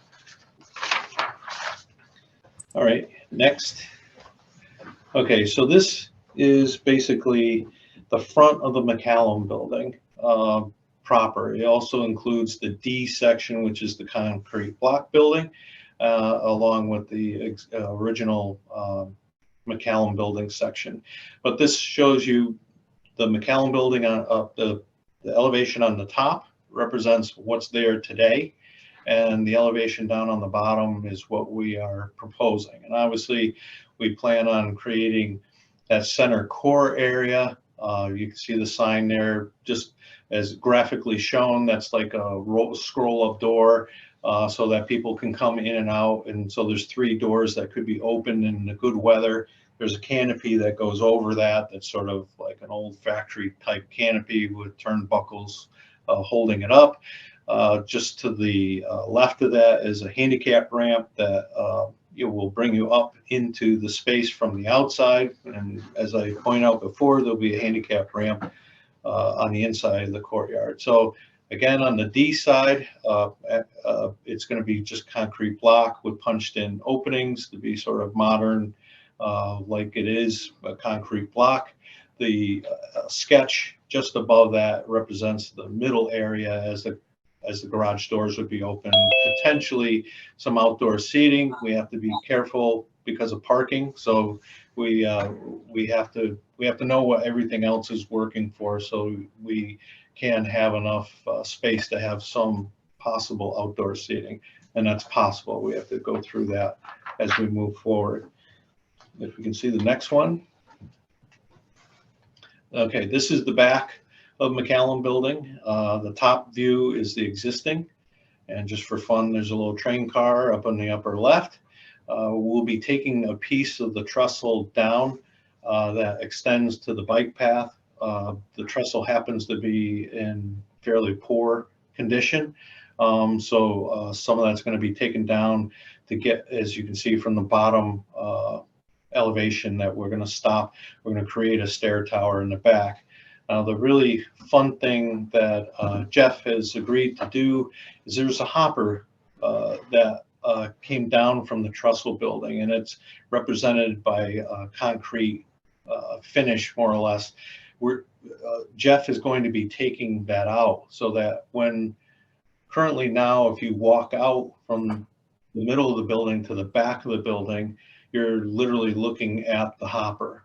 So Jeff's going to take the lower section of the hopper out so that people can walk out, have a view of the bike path directly behind the McCallum Building, and again, try to tie the front of the building to the back of the building. And as you can see, there's a raised platform, as I described earlier. People can go up there, do what they got to do as far as using some of the services and the possible brewery and all that sort of stuff. If we can go to the next one. This is a view of the end of the McCallum Building. The lower left is the piece that faces the water, more or less. And you can see as you get over the concrete block building, there's now windows on that facade that they'll be punching in. These will mimic the old factory type windows that are there now. They'll be true divided light type things, probably in aluminum. And then, as you can see, the trestle building would be part of a residential thing on the left-hand side. That we're keeping that piece of the trestle. You can see that the hopper's gone now, so it's not in the way below all that stuff. People can get to the back part of the building. The sketch up in the upper left is looking from the D building back towards McCallum, and you can see the relationship of the two buildings, with way off in the distance would be the A building, which is the metal building. And we really focused on trying to make everything a little bit different, standalone architecture as far as the style, but not, not go too crazy with trying to mimic anything. We're letting it all sort of be its own little thing. The lower right sketch actually shows the bike shop that's in the left-hand side. That's going to be a wood building. I'll describe that as I get to it. But this is sort of looking from the river back up into the back courtyard of the McCallum Building and the bike path, which is to the left. So the bike path is going to be coming down behind that bike shop, and they'll be able to ride their bike into this courtyard area. In that lower sketch, there's onto the right-hand side, there is a factory looking kind of you are here location map kind of thing, and that's sort of to follow the trolley stop motif that we're trying to bring into the site, because we felt that was a nice accent to the building to pay homage to the history. We can go to the next one. So this is the bicycle shop. It's going to occupy sort of a rundown garage right now, but the foundation's in good shape. So we're going to build a new building on top of the existing foundation. So primarily this is going to be a wood, cedar, board and batten, or vertical wood siding. It's going to be sort of what I call a cute building. It's going to be warm, approachable. As you can see, we have some gooseneck lighting on the front and stuff. And I think the interesting couple of things about the building is that on that lower left elevation, we're going to have some barn doors that open up so people can ride their bike in there in case it's raining, or they're picking up repairs or whatever's going on with the bike shop and stuff, but make it like homey and cute enough that it's very approachable. The ADRC, which I thought was a genius idea, is adding an old fashioned like air pump for people to fill up their tires and stuff, which we are thoroughly with. The just as a side, on the right-hand side, upper right corner, we have a roof sign, and we put it up there because primarily as people come down the bike path, that's going to be more or less eye level for them. So we're going to have a signage that actually faces the bike path itself, so that people would know exactly what the building is, invite them down into the back courtyard area of the McCallum building, and sort of do whatever they would like to do there. Next. So this is part of, this is the first sort of new building, building F. It's about 5,000 square feet. It mimics more of the McCallum building because it is literally right next door to it. So we're trying to use factory style windows, stuff like that, brick infill. The lower level will be all retail of some sort. And as you can see from the floor plans, there's 2 stair towers that will go up into the building. On the second and third floor, there's going to be residential units. And on the interior facing side will be the factory style infill windows. And on the back side, there'll be balconies for each of the units that kind of look out towards the river. So there will be some minor adjustments. ADRC was concerned about the pediment. We're going to be we agree that we'll work with something different there, probably not so not a gable, but something flat. So as we went through and they gave us their recommendations, that's what we're planning on sort of tweaking these things as we move forward. So next. So this one's actually fun. This was a personal request from Jeff that he had to have a brick building. So this is facing Route 4. And so the middle elevation is on the Route 4 side. The middle, it's basically the same footprint as the previous building, so it's nothing dramatic there. But at the same time, the middle elevation is going to be brick. There's going to be gooseneck lighting along the front. There'll be storefront, and then there'll be what I call Romeo and Juliet balconies facing Route 4. So it's just not shut off from Route 4. They'll create some energy on the site and stuff like that. So basically the brick will, with a stone base, will mimic an older style, which is kind of what we're trying to do with this village concept. So that was tied in so that, Shannon, if you can go to the upper elevation, please. I just wanted to touch base on that because the right-hand side of the elevation is facing down Route 4. So we're gonna just do sort of inset mimicked windows to create a shadow line of the repetition of all the other openings around the building, but we're planning on putting some signage on that right-hand side above the storefront, just because people are going to see that very clearly as they come down Route 4. So as you can see on the lower level, it'll be retail, so we'll have more light and visibility from Route 4 on those sides. So that's it for that one. And the ADRC's favorite is the bank, which they did not like at all, which I don't blame them. So one of the comments is we're going to take a traditional style. This happens to be like a Thomas Savings Bank that's similar to the one that's up on Route 6, but we're gonna actually address an actual tenant and kind of tie it back into maybe the brick building that we just went through. Obviously, this is all going to be tenant driven, so we're happy to do that when we get to it. So this is probably the least important sheet in the set here, is that it's really going to be tenant driven, but we also know that we're going to follow some cues from the other buildings to make this a little more traditional looking than that. You can switch to the next one.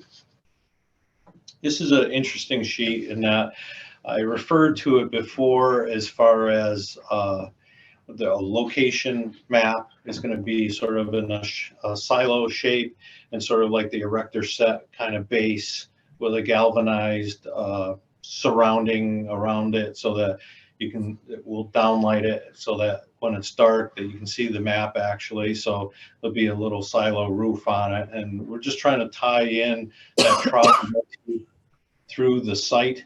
And that was just, there'll probably be one or two of those location kiosks more or less. But then there's also the main building that is in the middle of the sheet that as you come down the path from the bike path and as you move towards away from the bike path, this is the pavilion that was talked about earlier. Again, we're kind of looking at it as a standing metal seam roof, erector set columns with maybe a concrete base. But the fun thing about this too is that you can ride through it, you can stop through it. We kind of made it as if it was like a seat on one side so that you can actually get out of the sun if it's hot, and then you can sit down, relax a little bit. But on the back side of those things, there's going to be historical information about the McCallum building and the trolley and some of the things that Phil had touched on earlier.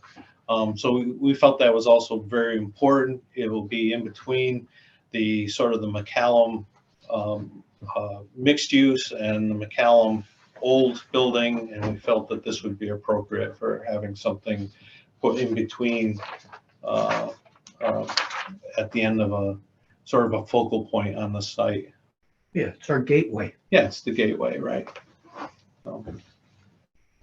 So the R's are all the residential buildings, and basically they come in three sizes. There's a 147, there's a 172, and there's a 183, and there's a mix of studios, 1 bedrooms, 2 bedrooms. We have a couple of loft units. The concept here was it's away from the McCallum building, so we have a little more liberty with making it a little more modern, a little more contemporary. So the materials are going to be a little more updated. There's going to be some hardy plank, there'll be some vinyl, there'll be some ephes, there'll be some stone veneer. So we kind of salt and peppered these things just to create some change. And we also changed the roof lines. This one happens, was one of the comments from ADRC. They didn't really like the pediments, so we're gonna change those in the future to accommodate them. This happens to have a monitor up on top of the roof that allows some light coming down into the units from the 3rd floor. Getting into the plan, which is sort of generic to all these buildings, is the upper part of the plan is where these garage units will be. So you're going to drive in 2 access points into the garage and be able to turn into those spaces. Phil has worked diligently to make sure that we can get actually a large SUV to park in there properly. And then the water side are all units in all the buildings. So that's where we're kind of looking at the different variations between the buildings. All the waterside buildings will have exterior decks that look out towards the water. One of the nice things about this project is we managed to get about 80% of the units that have a water view of some sort. So that was important to us. So again, we're trying to make these a little more modern. And so we're going to update the materials more than if we're doing the brick building or the other McCallum new building that would be more or less stucco or stuff like that. So if Shannon, if you can go to the next So you can see we're trying to vary the heights of the building, make them step differently. This one happens to have a lot of gables. And again, we'll be cladding them in a multitude of different materials. So primarily, the darker areas will be darker earth tones, and the light areas will be, an off-white type thing, so that the darker tones will recess and give you some ins and outs of the building. And again, there'll be lots of different materials. You can see on this one, there's some stone. There'll be, EIFS on the lower levels. There is some concern with us with putting EIFS on the buildings, that when you put EIFS, it creates a dust. So we're not planning on using a bunch of it, and we're most certainly not planning on using it up high, because I think they're going to end up tenting the building. So we're trying to mix up the materials for durability, for functionality, and things like that on all the residential buildings. If you go to the next one, this is the largest building. This is the 183 building, and again, we're trying to create a different look to all these buildings, so it's not looking cookie cutter going through the whole thing. Very similar. I think there's another slide.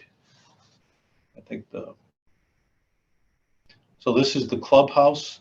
The view on the upper left is looking from the water towards the back. This is the back facing the water side. And as you can see, we're trying to make it inviting with covered overhangs and stuff like that. People can stay out of the sun, but there's also a pool area that Phil is proposing, along with a fire pit and other cool things. There's a lot of things going on in this building. There's a conference room, business room, exercise room, doggy spa, a golf simulator. There's a game room. There's the main sitting rooms. We'll call it the grand room, with off to the side will be like a coffee bar area, and obviously lots of access out the back patio.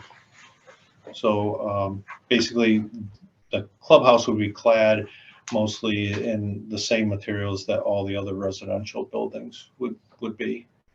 And then there's a second floor that's going to have yoga. That's okay. No, that's fine. Just to say, there's a second floor yoga and sitting place up on the second floor. Again, to take advantage of the views looking out towards the water. Okay.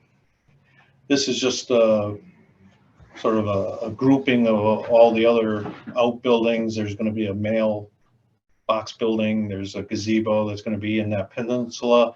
That'll be designed so that it doesn't get washed away in a flood.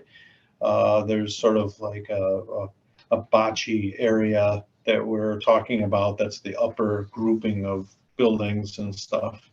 And then basically that's going to mimic the residential buildings. I just so happen on the gazebo, it's a little more fanciful with a weather vane and a clear story and imitation fishing rod details on the columns and stuff, just to have some fun. So Turn this over to Tom. okay, Phil's telling me that I should now turn this over to Tom.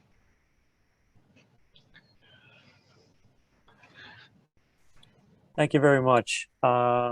Yeah, appreciate sharing, and that's the slide I was looking for. So, for the record, my name is Tom Daly. I am a professional engineer with the firm of Milo and previously Milo Broom, now SLR, and we've been working with Phil on this project actually since we were Milo and Broom. So maybe that wasn't that off of a statement, but we've had a real pleasure with working with Phil and Blue Moon and the rest of the team. But for my presentation tonight, I'm primarily focused on utilities and erosion control. Stormwater management was a very important element of this plan for many reasons. One, we have, probably one of the most important resources directly to our south, the Farmington River. In addition to that, this site is located in the Aquifer Protection Zone. As you know, just probably plan right off to the page, several hundred feet, is a water supply well owned by Connecticut Water. And so when we approached the stormwater management design, we took all into consideration. And one of the benefits of going through the master plan process was we were able to receive guidance and comments from the Connecticut Water Protection Group very early during master plan. So we were able to incorporate those recommendations and comments into this plan. And we've also worked on the other side of the well with the assisted living facility. So we were already aware of some of their interests. But as we looked at the stormwater management on this site, we looked at it from the 2 through the 100-year storm. And we really want to take advantage of the existing underlying soils. As Phil indicated, these are good sandy soils. So why not take advantage of it? And part of that was also the Connecticut Water is looking for us to, recharge the groundwater and keep it infiltrated. So our approach to stormwater management on this parcel was take advantage of those soils. And so we did a few things. One, we have really 2 separate stormwater elements that are on this this plan. One, all the roof water is going to separate underground chambers. And that is in the sense that roof water is generally considered to be very clean water. It comes off the roof and then goes in there. So Connecticut Water wanted us to infiltrate that water into it. So sprinkled throughout the plan and working with Phil to locate those, we have underground chambers that are being connected to the roof leaders. Then we had a series of vegetated stormwater infiltration basins. So we have about 7 of those. So we really have a decentralized stormwater system here. It's spread across the entire site. This is not a plan that you've seen before, like where we have one big stormwater basin and we send all our water there. This is really a different approach. And really, we did that because we're taking advantage of those good soils. So as I think Shannon's scrolling, we have several stormwater basins. These will just be kind of rolling vegetated basins that take the pavement areas. And then we're also daisy chaining those together. So the water overflows from one to another to another. So, and those provide additional water quality benefits. So Connecticut Water was looking to have any pavement areas go to vegetated basins because those polish the stormwater better. So as I indicated, we have about 7 of those basins. And really the stormwater is spread out throughout the site. And I think we indicated, or Phil indicated, that there's a provision in the code that talks about no direct discharges to the river, and we accomplished that. So we have no discharge closer than 100 feet to the water's edge. And really the closest stormwater discharge is an existing pipe that already runs through the site from the property directly to the north. There's an overflow of the pond and that kind of, yeah, there you go. Thank you, Shannon. That there's an overflow from the pond on the other side of the street, and that goes through our site. We're maintaining that, but that's 100 feet away from the and from there. But I think included in your packet, you should have a letter, the most recent letter from Connecticut Water, and I hope you can see that I think there was only 3 comments in that letter, and one of them was actually the request for an integrated pest management plan. And that was part of the plan, part of the application that we gave to wetlands and or submitted to wetlands after the fact as a condition of approval. And then we forward that to Connecticut Water, so they have that in their files. But I mean, I would hope to think that working with the town, you folks, and especially Connecticut Water, this master plan, getting those comments early on was really beneficial to our overall design plan. In terms of sanitary sewer and water, both are either right on our site or at our front door. We've received a letter from Connecticut Water saying they have more than sufficient capacity to serve the site. So we'll be routing that through the property. And then if you can see on this plan, there's a large pink line that's going through the central portion of the site. The town of Farmington has a very large trunk sewer that goes through the site.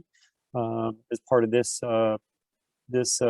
design, we worked with the town staff to the point where it made more sense to realign that and relay that large diameter pipe. So it allowed us to create a little more efficient layout. So while that is a fairly large infrastructure project that's being put on part of this plan, it's something we worked with the town and we're prepared to do that. In terms of erosion control, obviously we have an extremely important resource directly to our south. So erosion control on this plan was very, very focused. But the good thing is we have this really great soil to infiltrate. So we don't expect there to be a lot of runoff from the site. Most of the construction, even during construction, the water will infiltrate, and really we're expecting no water to get to the Farmington River. But we are, as part of this project, we will have to submit to the DEP and register the project as a stormwater permit. And based upon the size of the project, we had to actually hire a certified erosion control professional to do a peer review of the erosion control plan. And we hired that consultant. That's a part of the DEP permit. We incorporated those comments into our erosion control plan, so the commission can have some comfort that it's also been peer reviewed, not to mention reviewed by your own town staff. And I would like to also mention, the phasing approach of this project. We're really not looking at a true phased approach. It's a little more towards the assembly line, the Henry Ford approach towards to construction. Now, as everybody has indicated, we have some commercial buildings. Those are somewhat market driven about when those get built. But the intent is really to get the infrastructure in place altogether. As you can see, and I think as Todd indicated, this is a very comprehensive plan and really sense of, almost creating a community. Well, the infrastructure almost works the same way. So it's the intent that mass earthwork, infrastructure, storm drainage, water, sewer, most of that will be all installed in one go around. And any buildings that are going to come later, those areas will just simply be graded out flat, temporary seeded and stabilized. But really the way these residential projects are being built is it's, the first thing is the concrete contractor comes in, he builds the foundation, he then moves on to the next one. When he moves on, the framing crew comes along and they start working on that. And then the framing crew moves to the next building. I mean, really, the really important part of this is the trades. Once you lose a trade, like a framer, and they go off to a site, it's always hard to bring them back. So what we're doing in that is and then, as we keep on moving, so ultimately these buildings will be finished and potentially receiving their individual certificate of occupancy. The landscaping will be finished around the building, and they will be occupied. We'll start leasing those up and doing that. And we'll actively be working our way through the site. It's not a phasing, it's more of a sequencing plan that we're approaching. It's not to the point where we're going to build 3 buildings, not touch the rest of the site. It's really this rolling phase, because with a rental type product, we expect to just keep rolling here, and we're really excited and expect to be successful. So we want to keep that momentum going. Some of the other things that we don't know fully about the schedule is, as Todd indicated, we have this bank building. We still have to find a tenant. We want to architecturally design that. But even that, we would probably do the infrastructure and have that ready to go. And then the McCallum building, those things have a little more complexity. So I think it'll be, but the way this is designed, we have multiple access to the road. So we really can manage the construction traffic from the residential traffic with pretty much a lot of ease. They can be really directed in 2 different areas. With that concludes my presentation. And I'd like to pivot it over to Kwesi Brown to present the traffic findings. Thank you. Thank you, Tom. Good evening, everyone. For the record, my name is Kwesi Brown with SLR. I'm a licensed professional engineer in the state of Connecticut. We did a traffic study to assess the impact of the proposed development on the adjacent roadway system from a traffic impact standpoint. We identified a study area to include Norwood Drive at Route 4 as the sort of the westernmost intersection within the study area, going past the site and terminating at Brickyard Road as the eastern terminus of the study area. Specifically, we looked at Farmington Avenue at Norwood Drive, Wynwood Road, Lakeshore Drive, Brickyard Road, as I indicated, as well as the side driveways. We started off by looking at site distances, sight lines from the side driveway, using the Connecticut DOT guidelines. A minimum of 390 feet is required for site distance from the side driveways. A review of the side driveway locations indicate that that minimum threshold is exceeded based on the locations of those site driveways. We then proceeded to look at traffic. We did traffic counts within the study area on a typical weekday from 7 to 9, 4 to 6 p.m., and also on a typical Saturday from 11 to 1 p.m. We did the first counts in 2019, and then in 2021, we followed up with another set of counts and updated the information that we had in our files. We determined the peak hours for the weekday morning to be 7 to 8 a.m., the PM to be 4 to 5 p.m., and the Saturday midday peak period to be 11:45 to 12:45. Having established our existing peak hour traffic volumes, we then look to project the traffic volumes to a future 2023 scenario. We use the 0.8% peak hour factor, annual peak hour factor. This was annual growth rate that was given to us by Connecticut DOT. And based on that projection, we're able to come up with 2023, what we call background volumes, which is basically future volumes without the proposed development in place. We then proceeded to determine trips that will be generated from the site using the IT trip generation manual, which is the industry standard that we use for trip generation for traffic studies. Following that, we combined the background volumes, which is the volumes in the future without the proposed development, with the trip generated site trips to determine a future build out scenario, which is indicative of the proposed development in place in the future. Once we had developed those future build out volumes, we then proceeded to do a capacity analysis. I'm sure all of you may know, typically in our industry, we present the results of our capacity analysis in terms of a level of service. Level of service being a quantitative measure of the average delay that's experienced at an intersection. Level of service A being free flow, very minimal delay, ideal conditions, and then level of service F really being a situation where an intersection is pretty much operating at capacity.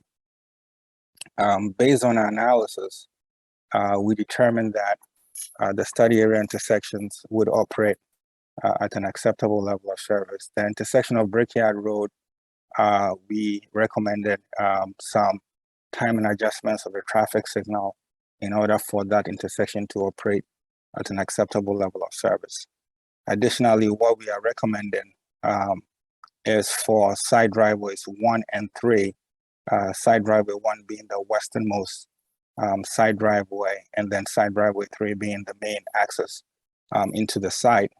We see a need to provide a bypass to really improve traffic flow within the corridor.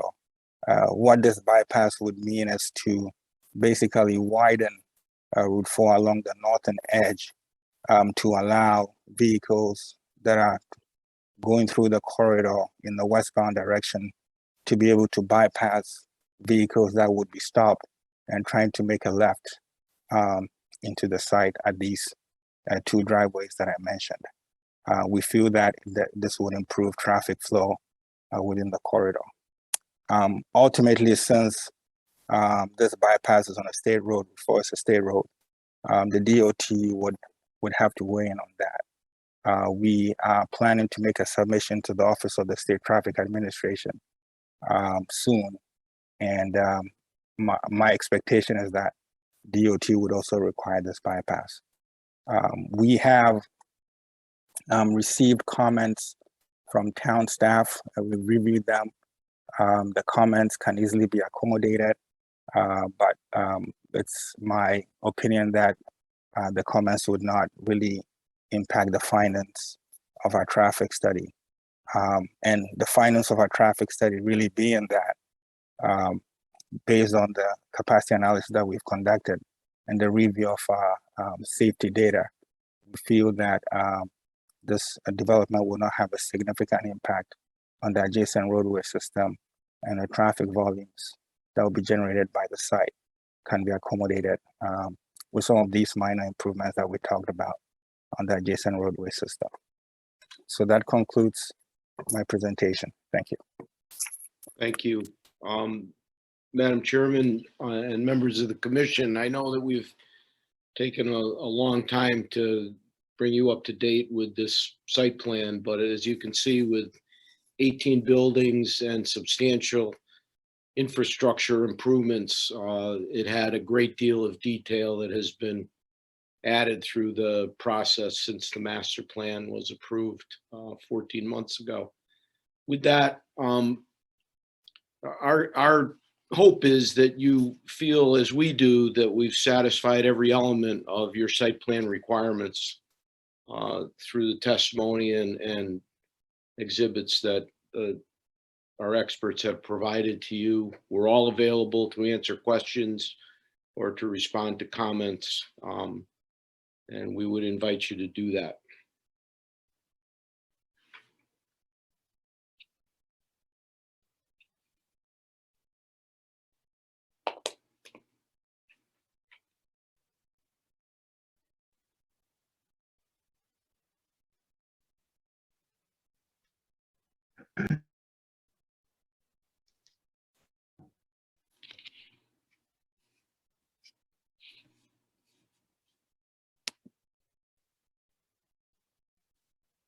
So Patrick Carrier, usually I go first, but I'm waiting for Inez. Inez, are you there? I think they were on mute. Yeah. I just want, so the commissioners will do our thing, we'll ask questions. We have some new commissioners. It's a lot of information. What I would like to say to you is, ask anything. Every question is important. This is a big project for our town. If you're not comfortable voting on this project today, that's okay. We have till the end of March to vote on it.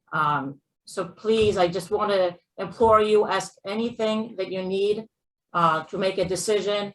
And if we don't vote on this today, that's okay. Is there anyone that has a feeling right now, whether or not, I'm sorry? Just want to go through and see. Or do questions? Okay, you know what, Shannon has a good suggestion. Let's go through, since it's 9:14. Let's do our thing and ask questions, and then we'll assess if we're ready to vote or not. So Patrick, you go first. Okay, yeah, so I did have questions on the bike trail, but Mr. Dole answered them. I was kind of concerned about the grade of the trail and how that would work.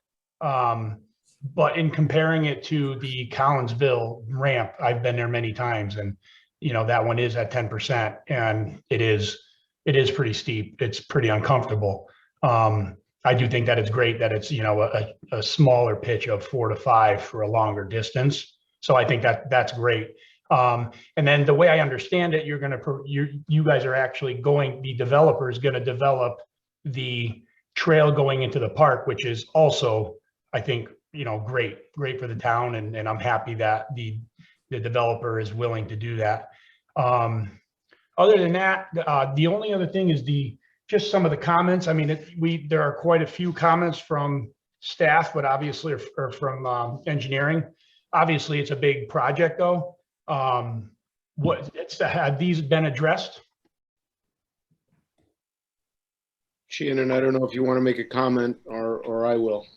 I'll let you, so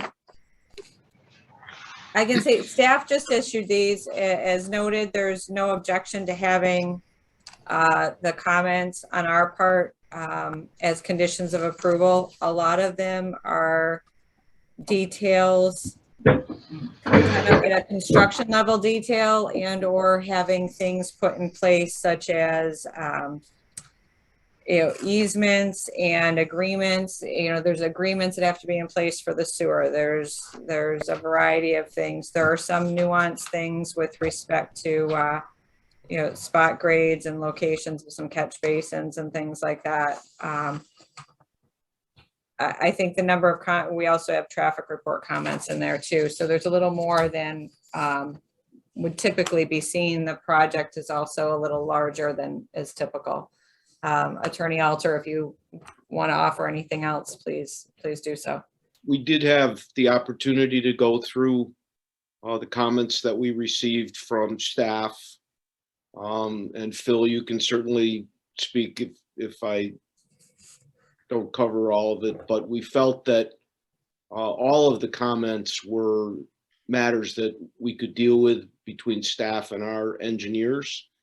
There did not appear to be anything that could not be resolved, and that we're comfortable that, as Shannon said, a great number of those comments are management of the plans and creating detail or explaining a detail which was not clear on the plans. Phil, I don't know if you want to add anything to that, or Tom. It's relatively, just as you said, we've gone through all of the details or the questions, and there are no, on the site level, no significant issues to be addressed. We're very happy that the engineering department indicated on the cover of the comments that they checked the box, no objection to having any or all of these comments incorporated as condition of approval.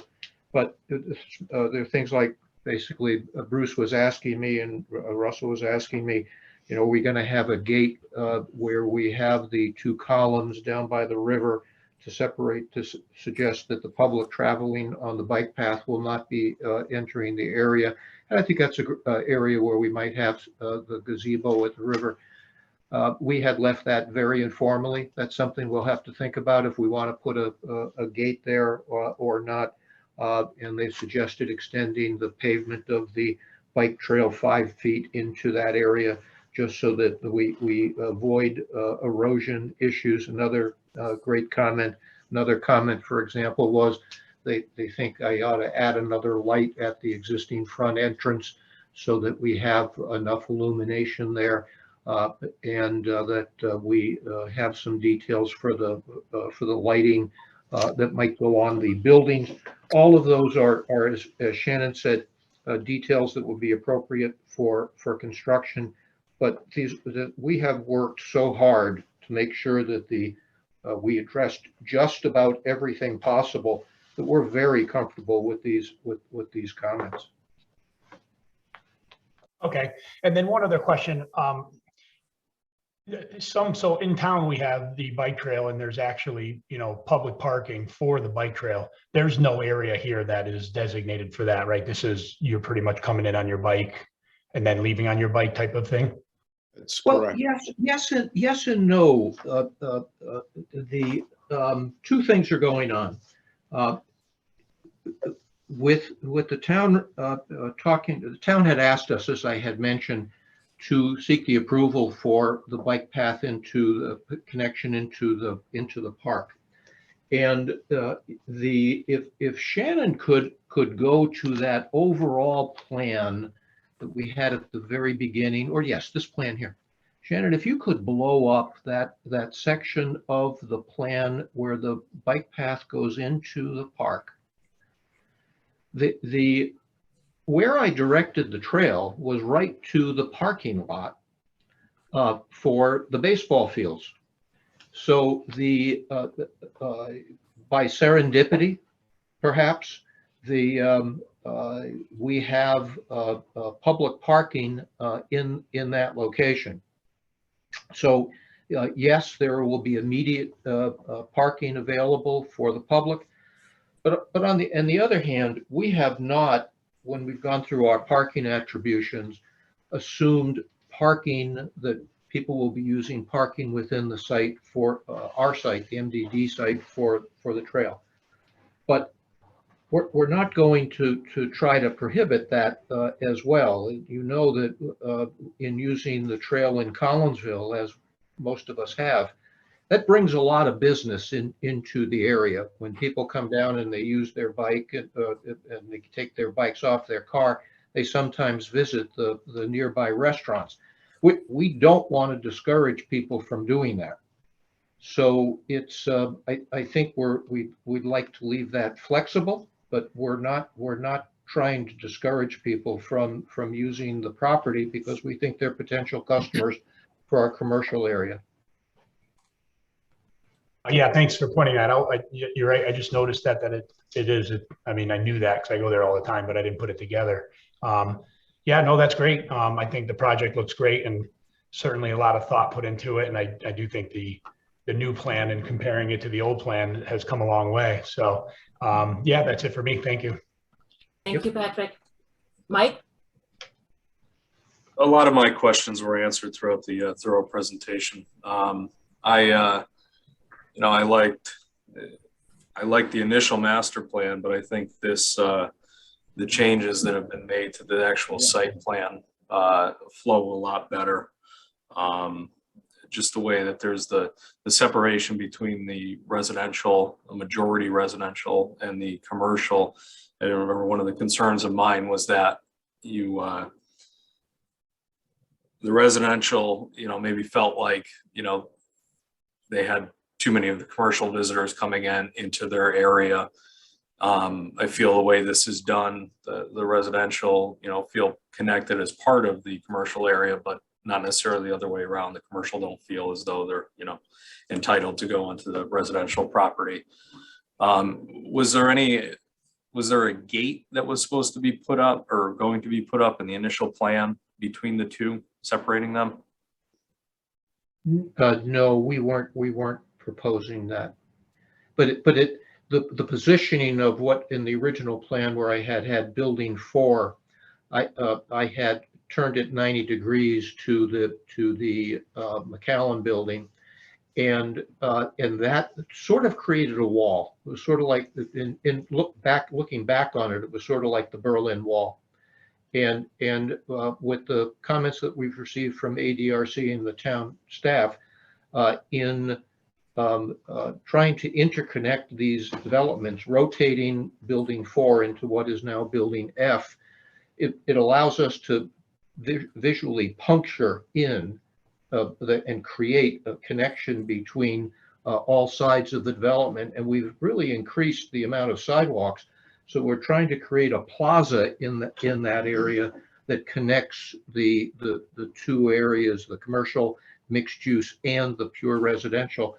And I think the project has been much improved by the municipal staff giving us very thoughtful comments, and ADRC. I think ADRC was extremely helpful in working through this design. I'd agree. The walkway along the river, was that to be for resident use only? No, let's make sure I understand you correctly. That green line that is running along that is a public bike path. The idea here is that the town wants a public connection that would run down along the river, so people could experience the floodplain forest that's along the river and the tremendous views that are out at the river. And then where you see on the eastern side of the site, the path turn to the north, it runs up and then connects to the existing sidewalk that's along Farmington Avenue. That we will be building the section, as Shannon is showing, to the west. And then there's existing sidewalk that goes to Waterside towards the east. And depending on whatever happens to the Plant 17 site, the town has wanted in the future to have the ability to run a sidewalk down towards the temple, sort of along the river. Right in that area, we've brought ourselves up, and one could take a sidewalk or the bike path further in that direction. So this would be public as a normal bicycle path would be. And Shannon had indicated, you know, the part of the town engineering comments are, we have to write an easement to the town that allows the public to use that bike path. So it will be a normal bike path. We'll own, or the developers will own the land, but the town will have the permanent right for utilization of that path. Perfect. I like the architectural, the collaboration between the ADRC and the developer. I think everything looks real nice on paper. I think it'll look better in person. I see the building to the northwest of the McCallum building, which is labeled Auto Parts. Yes. Is the intention to move the auto parts store over there? I know they mentioned a patio out there potentially for a restaurant. Yes, yeah, what's going on there, that's a interesting building. When you're looking at it from the Big Bird Bridge, you see there's a dip in the topography. There's a lower level in that building. And I think, Jeff, you have already signed. It's in the process. You're in the process of signing a contract with the auto parts dealer. They'd like to stay on the site. They are going to move into that building on the lower level. And as Todd was describing, their customers will come in through the main lobby and then go down to the lower level, either via stair or via the elevator. And we're putting a loading dock on the western end of that building so that their delivery vehicles can drop materials off, and then the product will be taken down to the lower level via an elevator. But we'd like to keep them on the property. All right, thank you. One of the engineering comments was about a table with parking. Do you have rough numbers of the parking and what's required with all these buildings?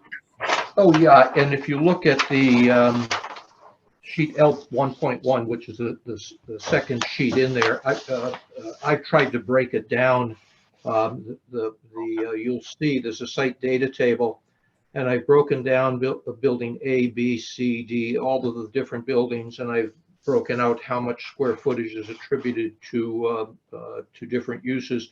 So we've given a significant breakdown, and I'll end up, based on that comment, I'll end up talking to Bruce Sear and asking Bruce, you know, how he would like me to adjust this, so that he is clear. I've tried to make this as clear as possible.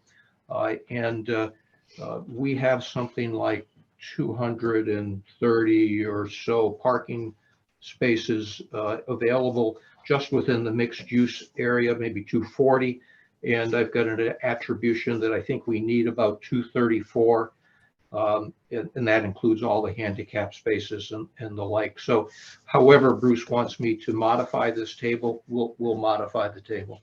All right, perfect. My eyes must have just skipped over the small letters. Thank you. Curb cuts. There's 2 new curb cuts on Route 4. Yes, and maybe Shannon, if you can go to the master plan, we can look at that. and let's start on the west. There's the existing curb cut that is, that currently services the property. That curb cut will remain. And that will, you can come in there and then go anywhere in the property since the parking all interconnects. If we go to the east from the existing, near right opposite the entry drive into Lakeshore, the pavement is very wide in there. And we will have a driveway that again will come in. We're considering it a minor driveway because it comes in and primarily services that new commercial mixed-use building we have on the property that we've called Building G. That driveway interconnects with the rest of the property. And there is a driveway generally in that area because there's an existing house that's on the property, an apartment. And you might not have noticed it, but when you drive past the back of the Midas Muffler, there's a house there that's on the property and they have a driveway. I'll be moving that driveway maybe 30 feet to the east. So that will be located in that spot. There is an entirely new driveway that is to the west of the hairdresser salon that Shannon is showing there, shown in the tan. The new driveway has wonderful sight distances. It's right at the apex of the curve in the road, and that's a boulevard driveway entrance that will be let's call it the primary entrance if you were coming in and out of one of the apartment buildings nearby. Now, the other driveway, the fourth driveway that we will have on the site is existing. So really 3 out of 4 of the driveways are existing. The fourth driveway is actually the driveway that sits on the Plant 17 property and services the Connecticut Water Company well. And our property has a right to use that driveway. So we will have the access to the bank, the driving access to the bank off that property, and we will have an emergency gated entrance right there, so that in case of emergencies, the fire department can come through and can come in or out through that gate system. So those are our 4 driveways. My apologies if I missed it in the traffic presentation. Were any of these intersections going to be now signalized? No, we're not. No. They wouldn't meet the warrants for a traffic signal.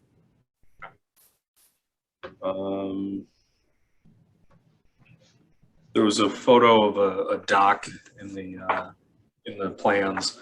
That would be the only dock on the river. Yes, that was approved by Inland Wetlands. We're proposing a temporary seasonal dock that would go in, be taken out every year, and if there's a forecast for a large rain event that might cause a rise in the water level, like we had this summer, the dock would be pulled out. But that's one of those the newer type of floating docks that would allow us, as the Wetland Commission approved, to have residents could use kayaks, canoes, and not have to tear up. The idea is that we don't want people using and tearing up the bank of the river. We want people to use this dock that would extend out a few feet to launch any kayaks. Okay. The units, I know they were kind of broken down on each individual plan for the residential. Do you have a breakdown of the units and how many are 1 bedroom, 2 bedroom? I think it's about half and half, isn't it? Yeah. It's generally 50% 1 bedrooms, 50% 2 bedrooms. And in any of the apartments in the McCallum building or any of those studios? I don't think any of them are studios. I think They're all at those, least one bedroom. they're all 1 or 2 bedrooms. Market rate units, all of them? It's Yes. all market rate, and one of the feelings that we had was we were trying to provide and this is Phil Doyle speaking. We were trying to provide a variety of experiences and perhaps price points. And I don't think any of that has been determined yet, but the buildings that are buildings 1 through 7, the pure residential buildings, those buildings have, you have the option of renting an indoor parking space. And for example, the buildings G and H that are in the mixed use buildings, that's going to be a slightly different experience. You're going to have, outside parking, and you'll be part of the mixed use area. And then there'll be the units in McCallum that are part of the mixed use McCallum building, but are all going to be really unique units. So we're really trying to provide a variety of choices for people. For the lighting, any type of lighting fixtures that you're going to have throughout the residential property, you have a lot of architecture for the buildings, but what type of LED lighting are you using for the actual fixture? Yeah, basically, there's going to be the light poles. This is Todd. Yep, out in the field as Phil described, but there's also going to be down lighting within the soffits, so that you're not really going to see fixtures per se. We want to keep control of the light so it's not bad for the neighbors and stuff like that. So there are like overhangs within the buildings on the driveway side that there'll be recessed lights in the soffits pointing down for general lighting right at the doors and stuff like that. Great. Thanks for answering my questions. I think when we approved this the zone change, it made sense with the POCD and what the intention was. I liked the plan before, hence the approval for the master site plan, and I think you guys have only improved it more. And thank you. Thank you. Thank you, Mike. Good questions. Scott? Yeah, thanks, Inez. And thank you all for the presentation and all the collaborative work you've done with the town and with the ADRC. That's much appreciated and says a lot about all of you. Do you have a sense, given the number of apartments and how many school-age children we might be talking about in a development like this? I can provide a little insight, and then maybe Phil, we want to add something. We've done several market rate apartment complexes in towns with the same kind of demographic as Farmington and Glastonbury, South Windsor. We did a 250 unit complex in Glastonbury, and it's completely full. It produced 6 school-age children, 79 dogs. Dogs are much more popular for occupy apartments apparently than children are. We've never had an influx of school-age children into 1 and 2 bedroom apartment complexes historically, and our experience is that this attracts either empty nesters who are looking to downsize, or young people who have not started families. And once they reach that stage, they move to different kinds of housing. I don't know, Phil, if you have a different experience. No, we have not. We did not retain a consultant to look at that issue, but within the last year and a half, we did. We had retained Goldman and York to Don Poland, planner, to take a look at a 100-unit development in Canton, And he went through all of the national and the regional statistics, and he had come up with a number very similar to Peter's. And I think he was suggesting that there might be 6 or 8 school-age children in a similar project where you might have 50-50 single bedroom, 2-bedroom units. And so the numbers are trending very low for school-age children. That's why most of the towns, and I'm sure Farmington is the same, are looking at developments like this as tax positive as opposed to tax negative developments. Thank you for that. I had a question about sort of I guess it was sequencing Mr. Daly referenced in terms of sort of the construction plan for this. Is the plan to do the residential first and then the commercial, or is it all going to be done together? I'm not sure I quite understood that. If I could just jump in for a second, this is Phil again.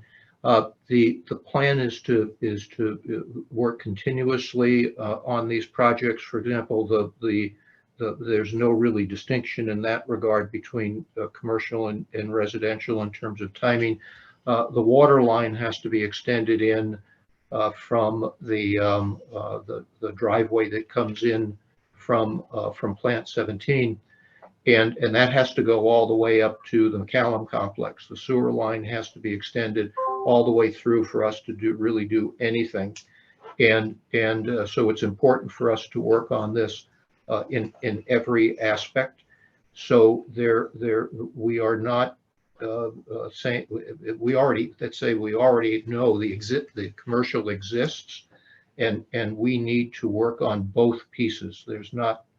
We're not one of those groups that is turning around saying, oh, we'll do the commercial or the residential first, and maybe later you'll see the commercial. This all has to happen. Thanks for clarifying that. I appreciate it. And then the clubhouse, are there like intended hours of use for that? Have you thought about hours? I guess there's some potential concern about noise that could travel. Well, that's across an interesting question that came up in Bruce's comments, and I thought that was a great question, because I had not thought of that space as a big party space. So Todd, you're the architect. What? Well, we were discussing that it would probably open up early for the people who wanted to use the exercise building section of the building and all that sort of stuff. But I did not think that it would be going late into the evening unless there was some sort of special event. There are conference rooms that are adjacent to the front entryway that we think could be rented out time-wise. But that would be a controlled access from the people within the the residential area itself. Yeah, I don't think we are proposing this to be some type of facility where someone from the outside could come and have an event here. This is intended for the residents of the community. Yeah, I guess I'm thinking about any neighboring areas, and we have some experience on the commission with noise that travels across the river too. That's why part of where that question was coming from. Oh, what we understand, it's a very good question, and either fortunately or unfortunately, we've all hiked on the other side of the river. We know it's town land. It's all lovely open space. So we, in this particular situation, we don't have a lot of immediate residential neighbors who might be looking to go to sleep in the summertime with their windows open. So we would hope that we're not offending people, but I would imagine that the people who will be residing here may want to have a community gathering or use the pool, in the evening. I don't think we've talked about hours even internally, but I think we'd like to have the flexibility to be able to use the facility and not have it shut down at in some early hour. Thank you. I think that's all the questions I have for now. Thank you. Thank you, Scott. Matt? Yes, thank you. And I'll echo my fellow commissioners and thanks and appreciate you collaborating with the town staff and ADRC. Mr. Doyle, just again, another follow-up on the bike trail. So the public easement, which we'll receive for the bike trail, can you clarify, is that the only public easement we'll receive, meaning the public really can only access the bike trail and only stay on the bike trail and can't sort of veer off the bike trail? That's more for the residents? That's true. The bike trail is really the easement through the site, and we've had some extensive conversations with the town staff about this. And I think the pandemic affected on our side of the line, the private side of the line, affected dramatically how we were looking at access to the river. There are a number of people that currently, in an unauthorized fashion, use the property to come in and fish. People come out to the beach area and have, right now, have unauthorized parties and fires. And Jeff Scott is always chasing people off the property. And at one point during the pandemic, when we were all cooped up in our houses, a number of people were coming even from out of state to use this property. And they were using the town park to the point that I think Shannon can correct me if I'm wrong, but I think the town shut down the park at one point to make sure to get people out of this area. And it pointed out to us an issue of uncontrolled public access. So we took a step back at that point and said, this could be an issue. We want to be very careful about it. And we were trying to maintain the delicate nature of that watershed and the riverfront. So we're limiting public access to the bike path. And I will state for the record that yes, the town does support that position, that the management of the waterfront is difficult at times in the summertime. And there's plenty of it at the baseball fields, and there is plenty of it across the river at Tungus Mead. And it at times can be a patrolling issue for our police department, and it also creates cleanup issues regularly for our highway crews virtually every Monday morning of the summer. So Yeah, we're understood. Yeah. Shannon, are those locations, like the public is allowed to access those locations versus here that technically they couldn't? Is that correct? Correct. They are allowed to access those locations under the guidance and outlines that are provided in our town ordinance. Got it. Okay. And unfortunately, those are not adhered to on a regular basis, which thus creates the issues that I just mentioned. Sure. That makes sense. Okay. Thank you. Mr. Brown, just on traffic, you mentioned there wasn't a significant impact to traffic. Can you define what significant means? Is it number of vehicles? Is it 1 minute of traffic or under 10 minutes? How do you define what's significant and what's not? So we look at a number of things. I think the level of service, as I talked about, gives an idea of the impact. Typically, when you have levels of service in the C, D range, those are sort of considered as acceptable levels of service.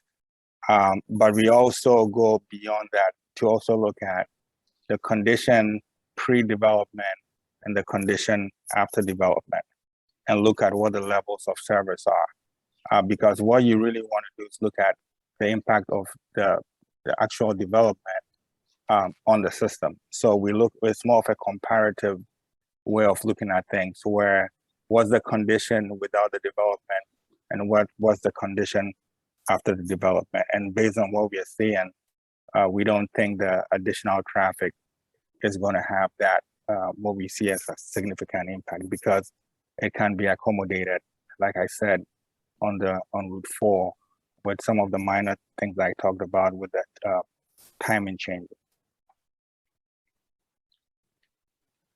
Okay, thanks. I think that was it for my questions. Thank you. Thanks, Pat. And Liz? A lot of my questions have been asked already, which is great. Just to reiterate, yes, I think it's the project is really coming along, and I appreciate the effort to work with the town and with staff and all the important bodies.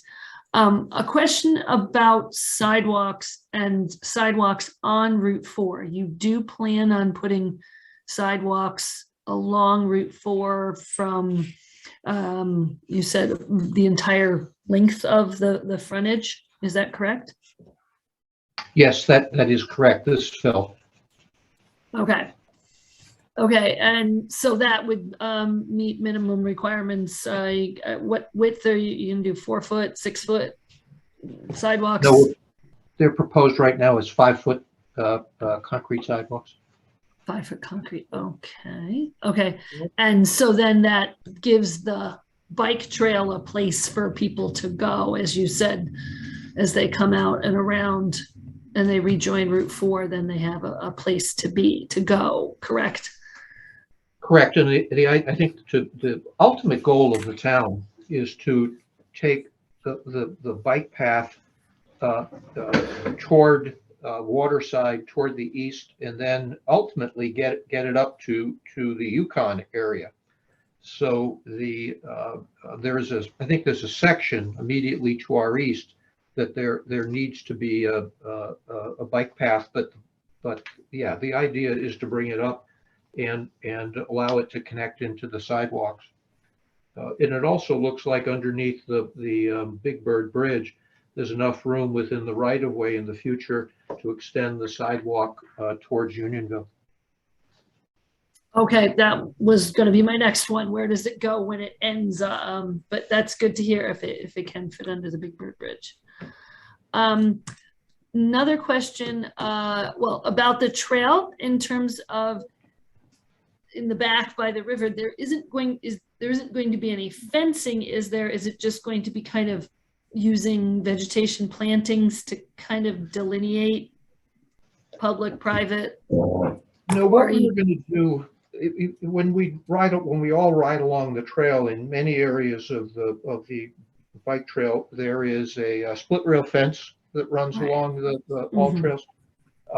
We're building a public bike path. You won't be able to tell the difference between this bike path and the existing Farmington Heritage Canal Trail. We're going to be running the split rail fence along through there. The bike path for at least 50% of the travel through this site is on an old path, and that path is not in a wetland, but it is near sensitive areas that you, myself, we don't want to mess around in those areas. So we're going to have the split rail fence that runs through there, and it will keep people out of those sensitive areas. Okay, that's super. And one last thing, what size pool are you thinking of including? That pool is about 40 or so feet long and about 20 or 25, I think it is, feet wide. There's a little blue dot just to the east of the pool where there's probably going to be a hot tub. Okay, and that, no problems with that, with wetlands and any of that? I see it's outside the green dotted area, correct? Yeah, all of that is within the upland review area, the 150-foot upland review area. All of that has been approved by inland wetlands. Everything within the inland wetland or the upland review area, as you're seeing it on our plan, all approved. We're not changing anything in that area from the wetland approval. Okay, thank you. I think that's all my questions. Thank you, Liz. Thank you. James? Yeah, just thanks to everybody for the thorough and detailed presentation. Also the thoughtful collaboration with our town staff, Shannon and the team. Great job with this. Obviously huge and great project for our town. That's really going to be a huge benefit for us all. I wanted to, and I'm sorry if I missed this, but wanted to talk about the timeline of when you break ground to when you complete, what you're looking at, assuming all approvals come through and you're ready to break. What's the timeline look like? I'm not sure who wants to answer that. I'll try to answer some of it. I'm This is Jeff Scott. Jeff Scott. I think the first thing I have to do is get my obligation for the trail is between bridge to bridge, from the river to Big Bird Bridge. That's my obligation. And then, Don't worry. okay. So I have to do that first, but the metal building will be first. Right? So I can get the auto parts store into there. And then the big building will be vacant to renovate that. So that's partially my plan. And you That's have, my we have first to, part. we have to get the utilities in there while Yeah. you're doing that. Right.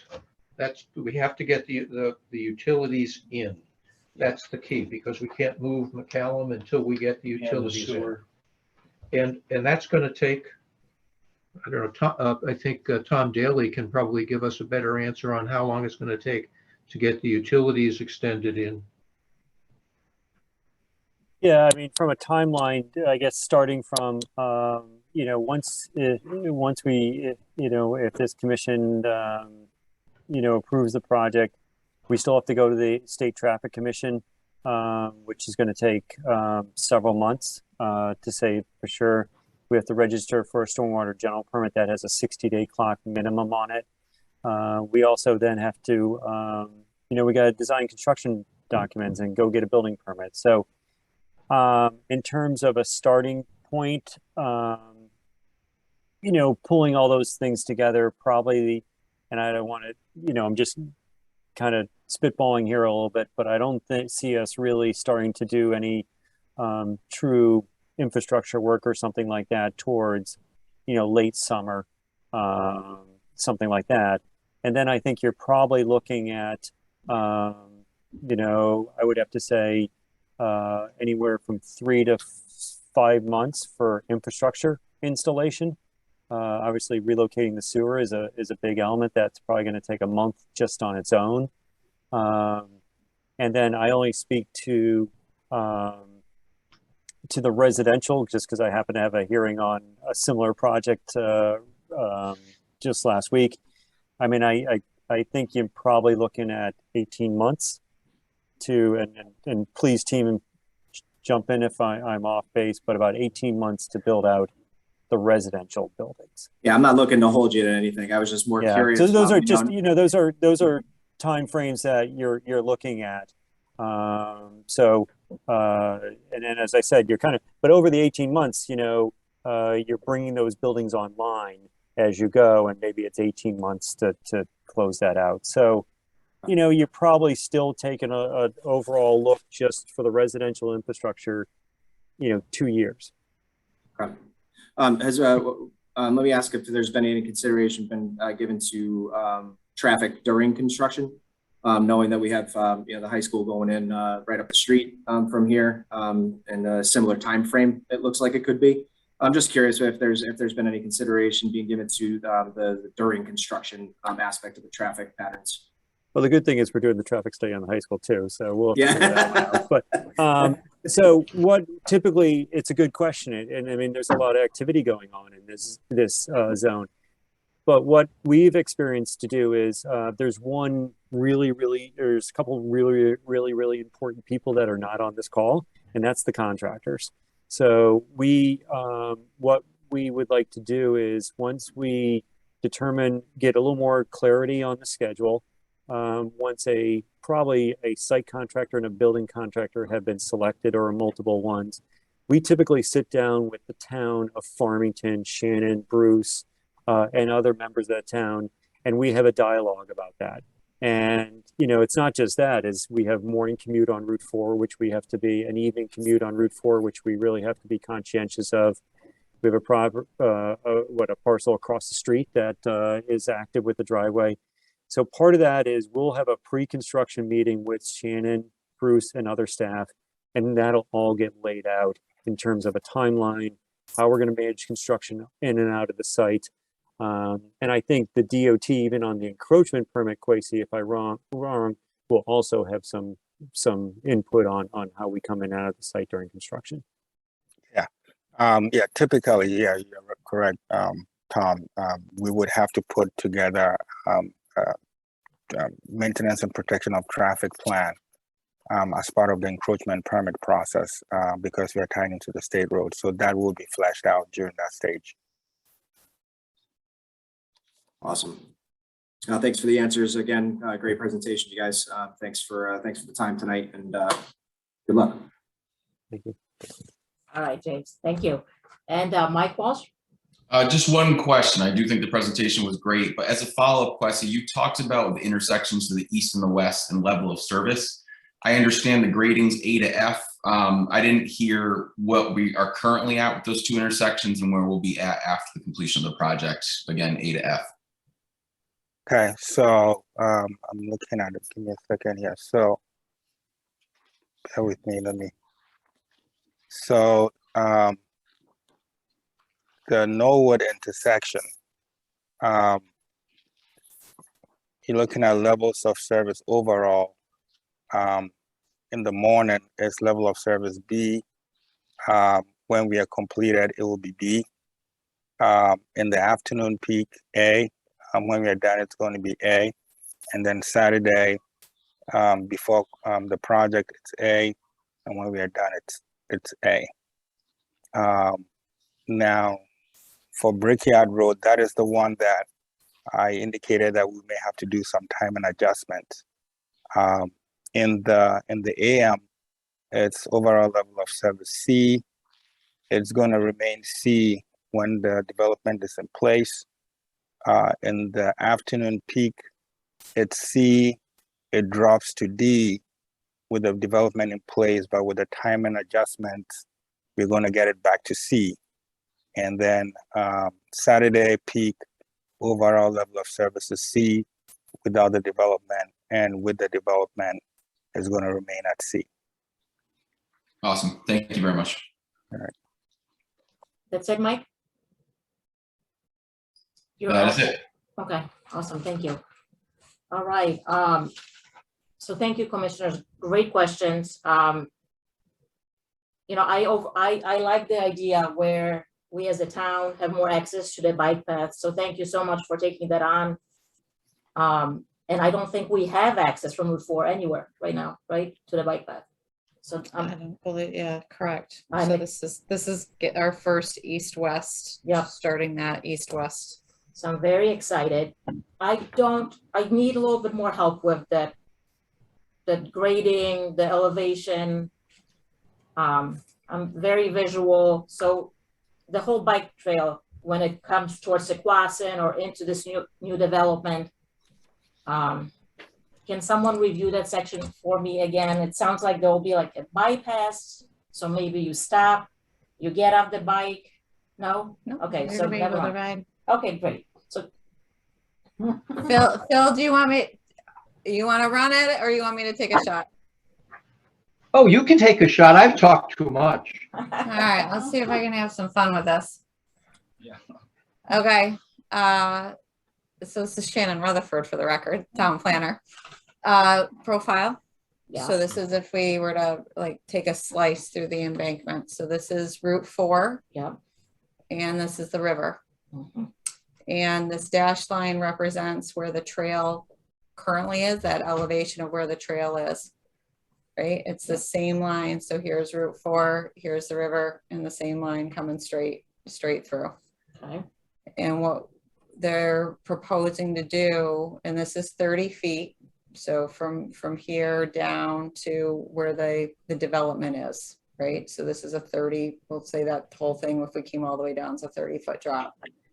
And this is same thing. So if I was up here standing on the trail now and I looked down at the McCallum building, it's 30 feet down to the McCallum building or 30 feet down into the ballpark. Yeah.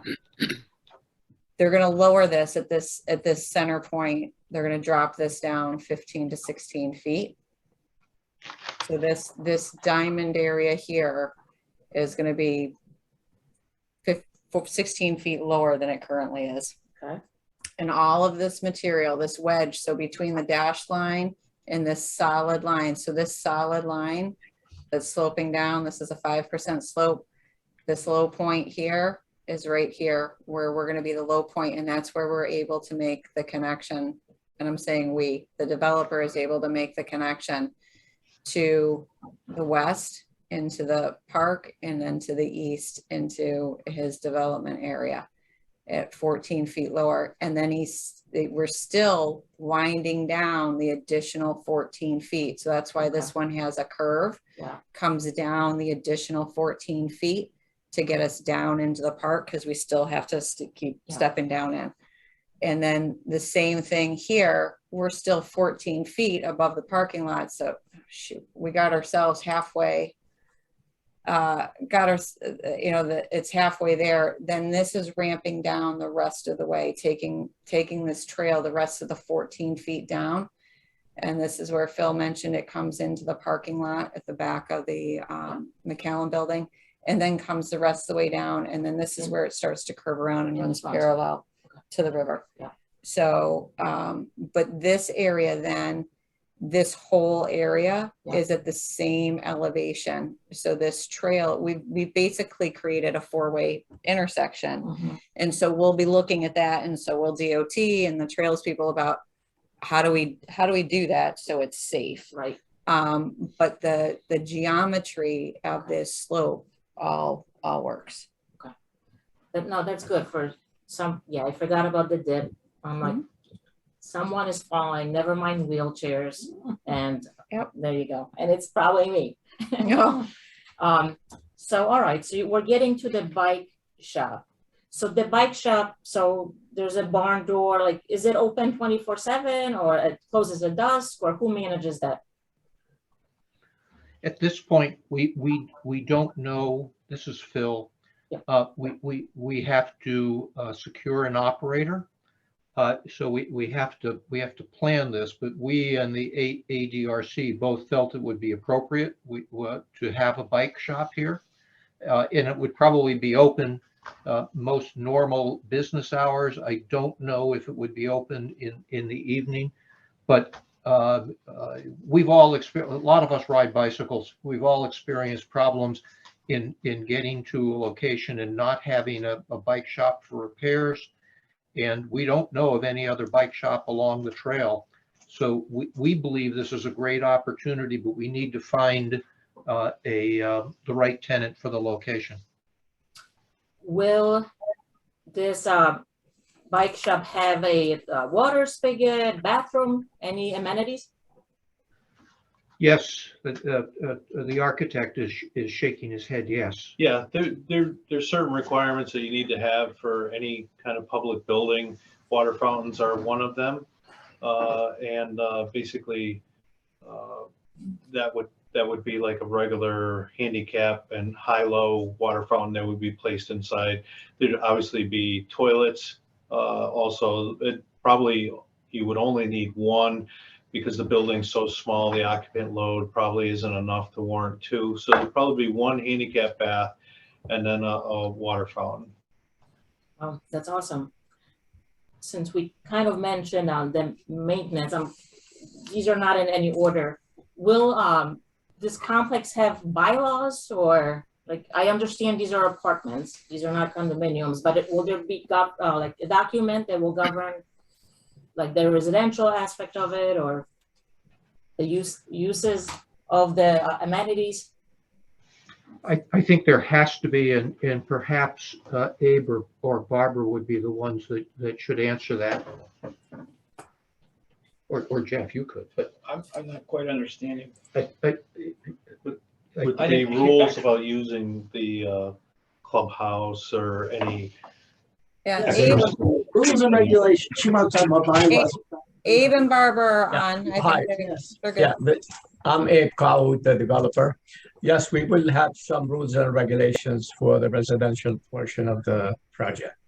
We own another apartment building and there will be rules and regulations governing everything from use of the apartments, use of the amenities, to even governing how people, where people's pets are, what kind of pets there will be, what access to certain amenities the pets will have.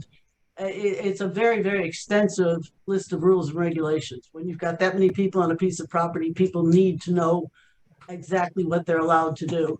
So. Excellent. Thank you. I'm glad. Thank you. You're welcome. Traffic. So, James, you brought up a great point. We have another large project right in town, our high school. Traffic is a problem in our town, and you're dealing with Route 4. So it's a state route. I went through the traffic report, and I may have misread it, but I thought I saw the number of 16,800 cars. To me, it seemed low, based on some other data we get from the town, or like I know Rose sometimes, Shannon gives us information on, what traffic. So maybe like there were weather conditions, maybe schools out on the days the traffic study was done. I don't know, but that number seems low to me for Route 4. I am definitely concerned about traffic. One thing I was thinking about, any of the new driveway cuts, will they be right turn only out of the complex? Is that something? Go ahead. No. Yeah. So let me start from in terms of the 16,000 that you are mentioning. That is the average daily traffic. This information we obtained from the Connecticut DOT count station. There's a count station just southeast of Massa Lane, and DOT monitors this year round. So that information, that 16,000 was provided to us by Connecticut DOT. With respect to, you talked about the high school, as Mr. Daly alluded to, we are involved in that project as well, handling the traffic on that development as well. So, and as a matter of fact, in doing this with this traffic study, we did incorporate other developments that we did reach out and try to incorporate other developments that are sort of ongoing or have been approved within the town. So there is some collaboration going on there in that regard. As I indicated, this doesn't end here. We are going to make another full application to the Office of the State Traffic Administration, where they will again review our traffic study as part of the OSTA permit. So this is an ongoing process. And then finally, to answer your question about the driveways, these driveways are supposed to be full access driveways and not a ride out only driveway, because given the size of the development, what we want to do is to really spread the traffic out and not sort of congregate the traffic at one or two locations. And so providing full access at all of these driveways would help with dispersing traffic and general traffic flow within the area. Thank you, and thank you for following my thoughts. I do visit Midas, and I can tell you that it's when you exit that through that area, you're going uphill a little bit, and you sit there if you need to take a left, or even the car wash station where the bike path is going to spill out. So I guess the thing I would like to say is I understand, there's a process in place. I understand you're following formulas for the traffic. If DOT imposes material changes, I think you guys need to come back. It's my suggestion. And, we can kick this around with the other commissioners. But would that be okay?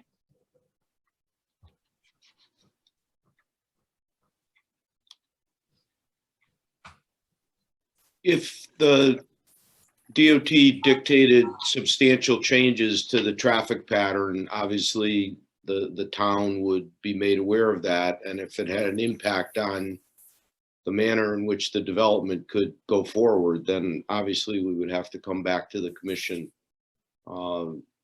because the site plan approval is based on the plan that you're presented with tonight. I know you're aware that it's as Mr. Brown said, OSTA has the last word on the management of Route 4 as a state highway. And so we have to be guided by them. And as you also, I know you know, they won't make a ruling on this until we can demonstrate that we have municipal approval. So it's a process that we go through with every development that exceeds their threshold. And if I may add to that, additionally, as we go through the OSTA process, the town is involved every step of the way. It's not like we go ahead and just deal with OSTA. Any submission that we are given to OSTA, we make available to the town as well. Ultimately, the local traffic authority also needs to sign off on our application to OSTA before OSTA even approves it. So it's not like we're doing this in isolation. The town is still going to be a party to this whole process, even with OSTA. I understand, and you're following the process, right? That's in place. This is a big project for our town, and this is one instance where it would have been nice to get the DOT piece, but that's not how it works. I get it. Can you explain the bypass for me again? So bypass is a turning lane, or no? Yeah, so it's meant to provide space so that you're not queuing behind a vehicle that's trying to make a left. So for instance, yes, so what we're going to have to do is to widen Route 4 along the northern edge, as I indicated, and typically it's about 20 feet wide, so that vehicles are not queuing behind, let's say, a vehicle that's trying to make a left into the side driveway where Shannon's cursor is, to allow traffic to be able to go past that left-handed vehicle, which will help with traffic operations. Okay, so just one spot? So there's two locations, the one, right, yep, the westernmost access point, and then the main one where, yep, exactly that place, yep. The Lakeshore Drive location where the cursor is right now, there's enough width for that bypass. We don't need to widen the road for that. Okay, thank you. Let's see, what else do I have? Again, not in any particular order. I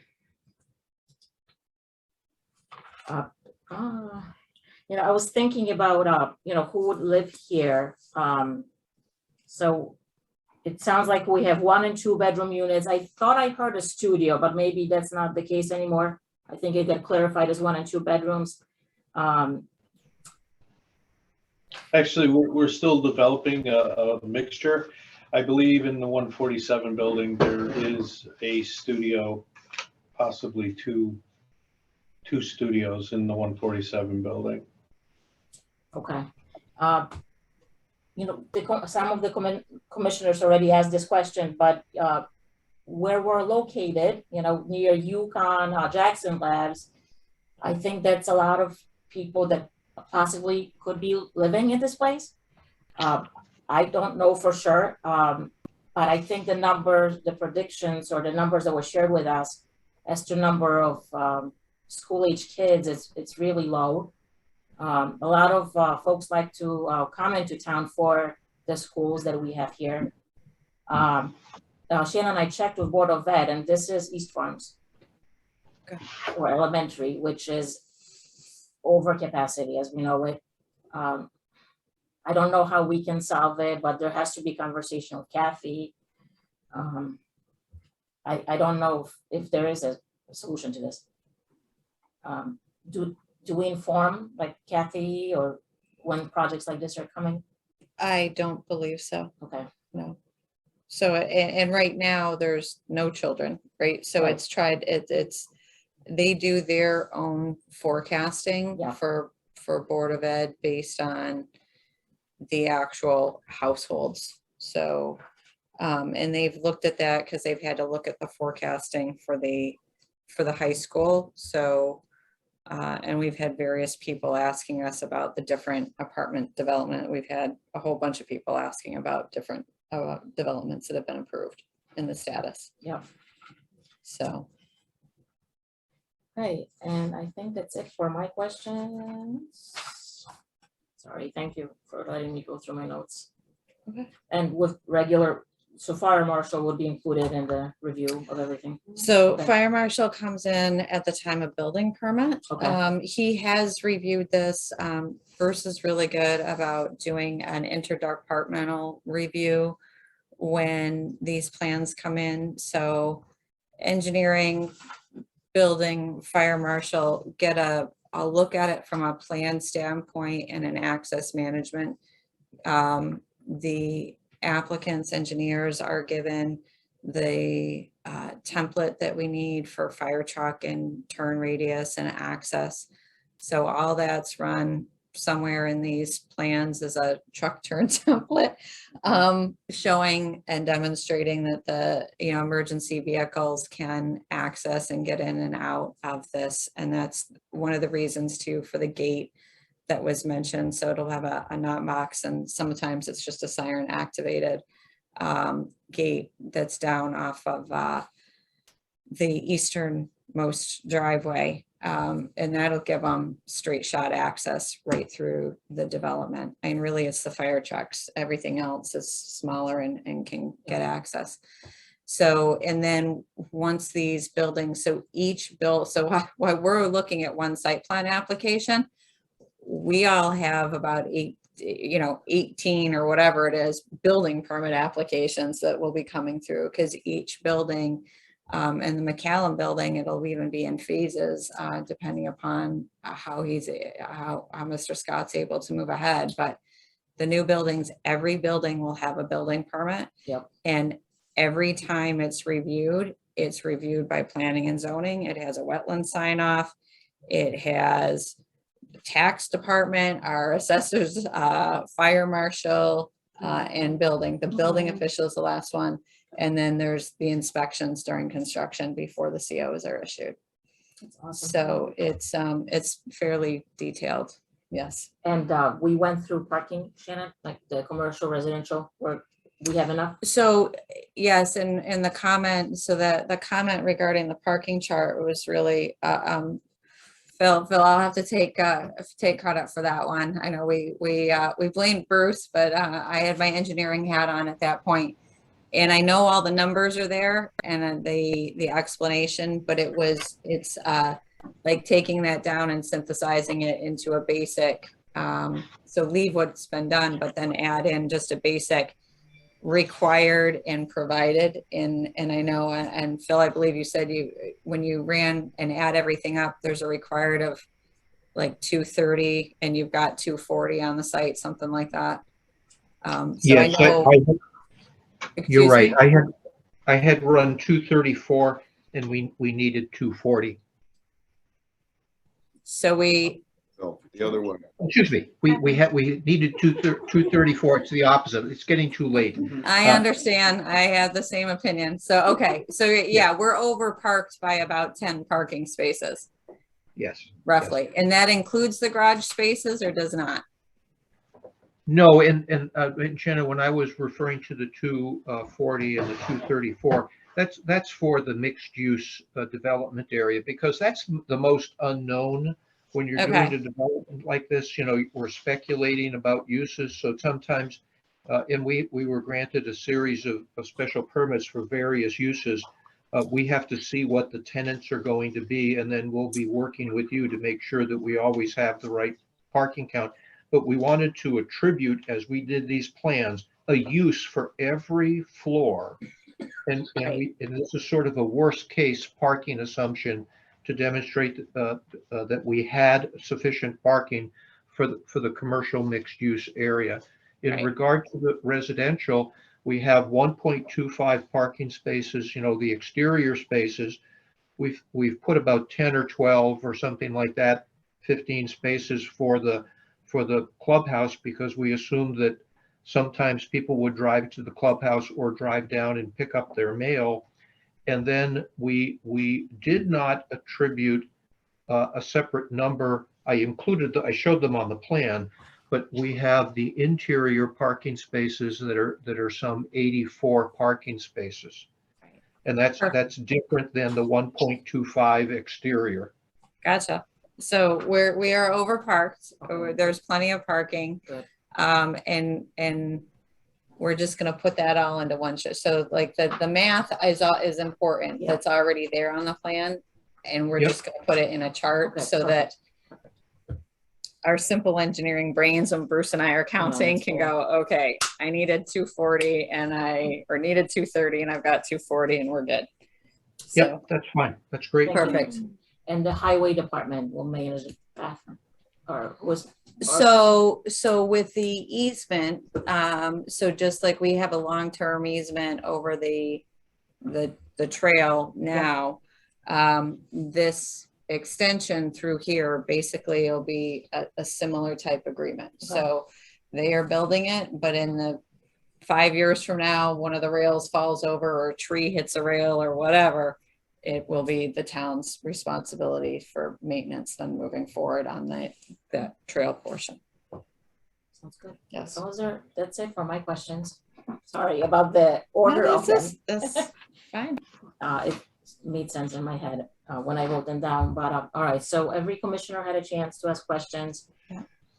A lot of information was shared, a lot of great questions were posed, we received answers. Now, commissioners, do you want the ability to digest everything? We take a vote at the next meeting. Are you ready to vote?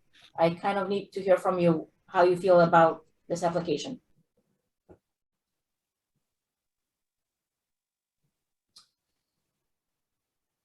Patrick Carrier. I can go both ways. I mean, there's a pretty long list of items that can still be answered, engineering questions and so on and so forth. So I can go either way. Okay, all right, thank you. All right, we'll go back to I'll the, do yeah, that. that's Yeah. fine. How about you, Mike? Let's vote tonight. I think we can make it a condition of approval that all engineering questions are answered to the satisfaction of town staff.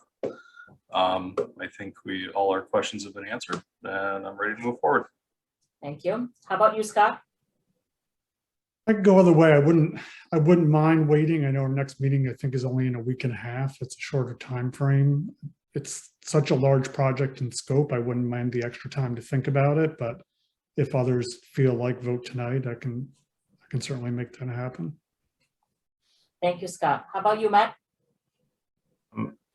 I'm okay to vote, but if others want time, I'm okay for the next meeting. So I'm okay with the next meeting as well. Okay, and Liz? Well, I could go both ways.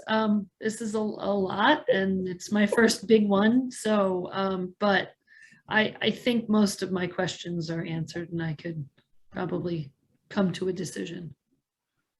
All right, thank you everyone for your input. Shannon?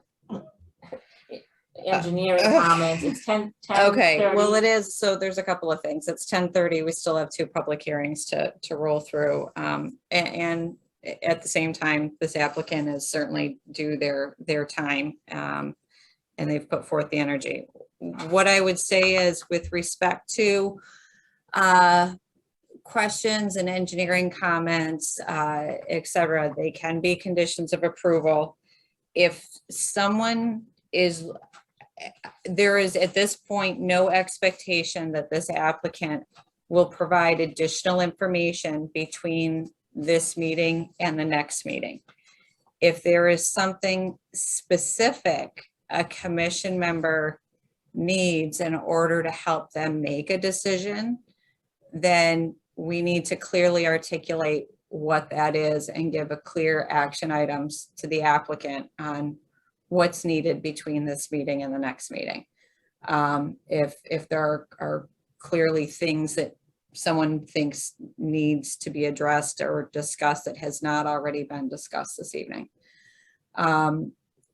If, I think the only reason it would need to be held over to the next meeting is if folks are needing to organize their thoughts regarding conditions that they think need to be placed on this that are outside something you've seen in a planning report or in the engineering report or something else that's been discussed. So if you need time to formulate your thoughts regarding that, then I think that would be fine. And if that's the case, then I can provide direction on how we can and should do that, because it absolutely is not via group email. So, but those, yeah, so that's my guidance on that. So if there's specific information, then we need to provide the applicant very specific direction at this point. Okay, so I think, Patrick, you mentioned engineering comments. Was there anything else? You mentioned you had some other questions. Were they only engineering comment questions or? No, I don't have any other. I mean, I'm comfortable. I understood the presentation was really very well done. I'm very comfortable with it. It's more just the engineering comments in general, but again, it sounds like just making the entire list a condition of approval, and just going that route, I'm fine with that. Okay, and then everyone else, well, except for Mike, everyone else was split. Yay. Right, they could go either way. I mean, it is a lot of information. It is a big project for our town. You know, it, like the attorney mentioned, you know, everything has been satisfied, right, according to the zone. Yes, Um, correct. So for me, it's a matter probably of the conditions, right? What are the things that we feel are, I shouldn't say more important, but I say we vote on it at the next meeting. Then we want a motion to get, I'd want a motion to continue then. Well, all right, continue or just table decision to the next meeting. Okay, so we need a motion.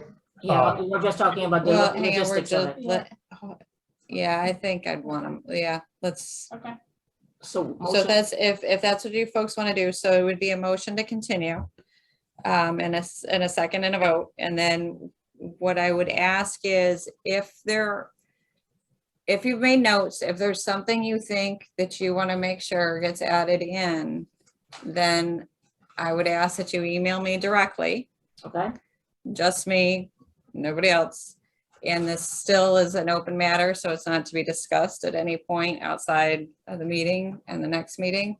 But I can compile the list of thoughts into suggested items for consideration that can be then added to the next planning report that would be issued prior to the next meeting. The applicant will see it.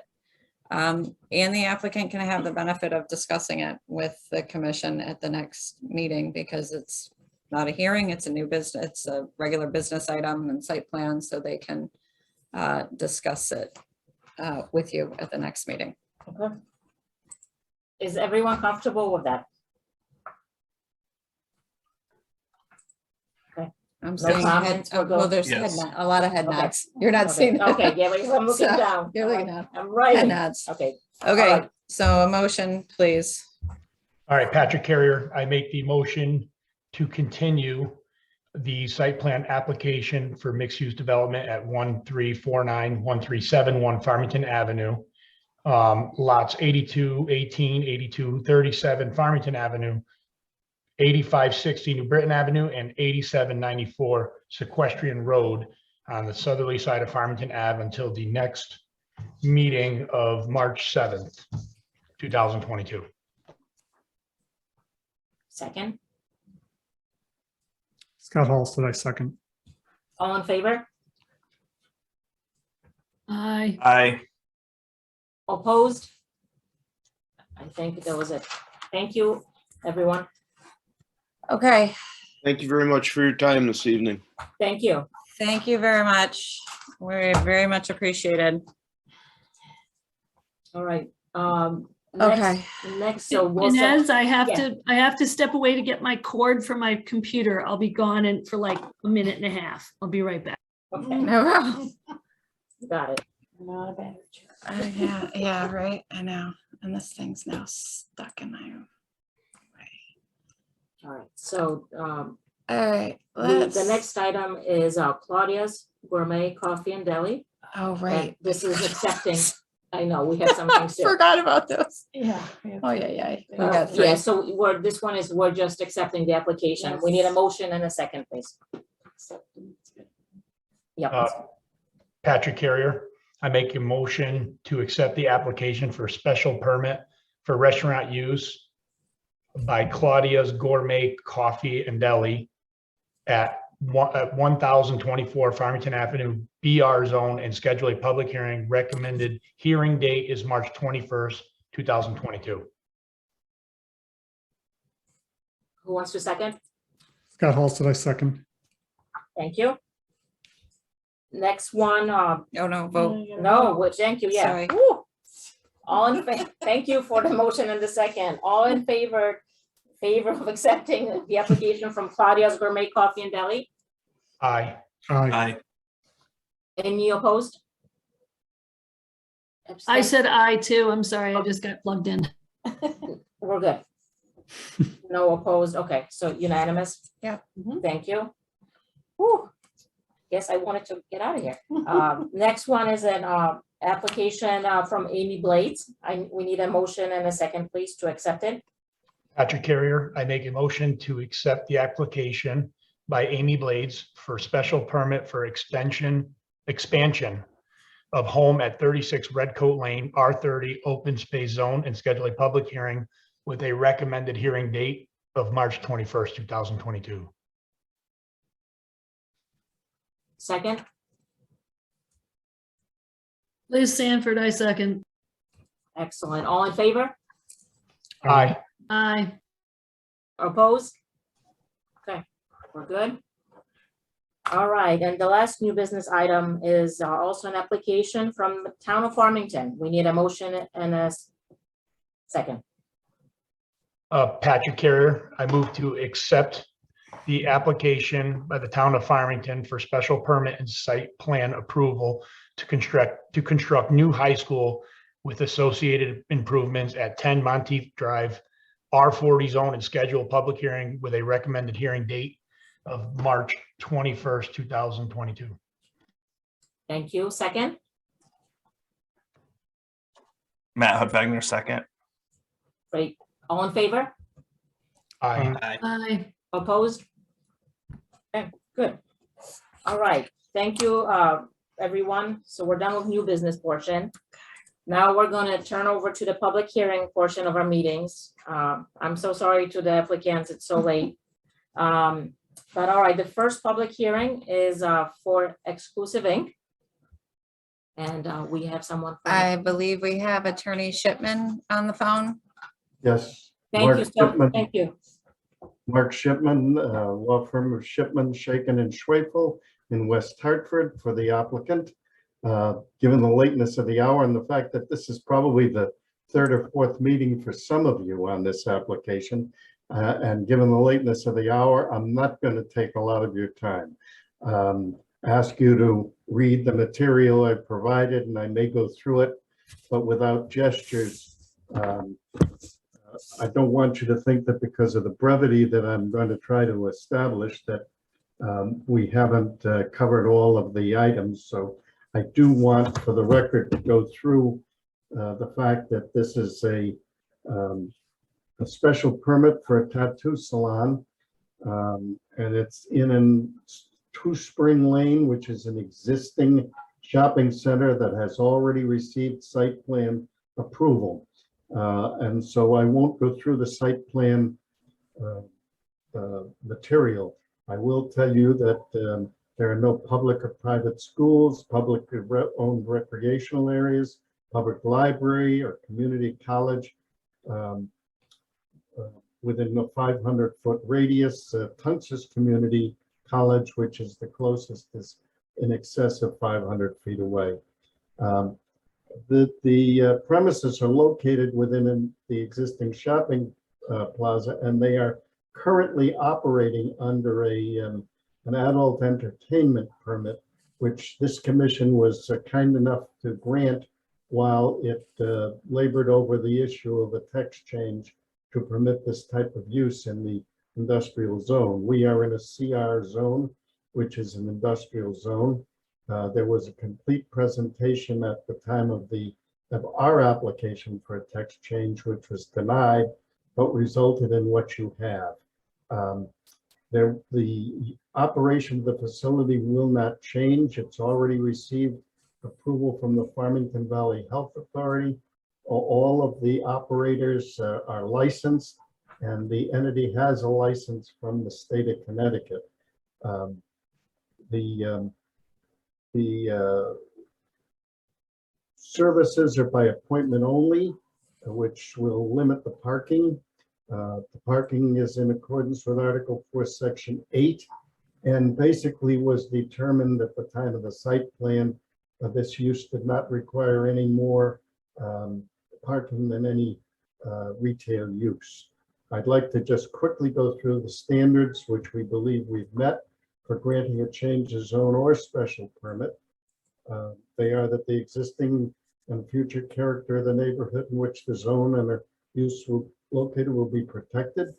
Current zone is CR, an industrial zone, and the location of a salon in the existing shopping plaza that has already been operating and for a site already received site plan approval.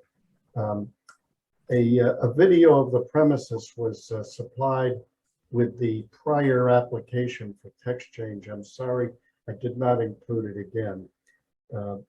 Adequate safeguards have been taken to protect adjacent property in the neighborhood in general from detriment. As you'll see, and there are photographs attached to the application. If you scroll down, Shannon, could you scroll down there?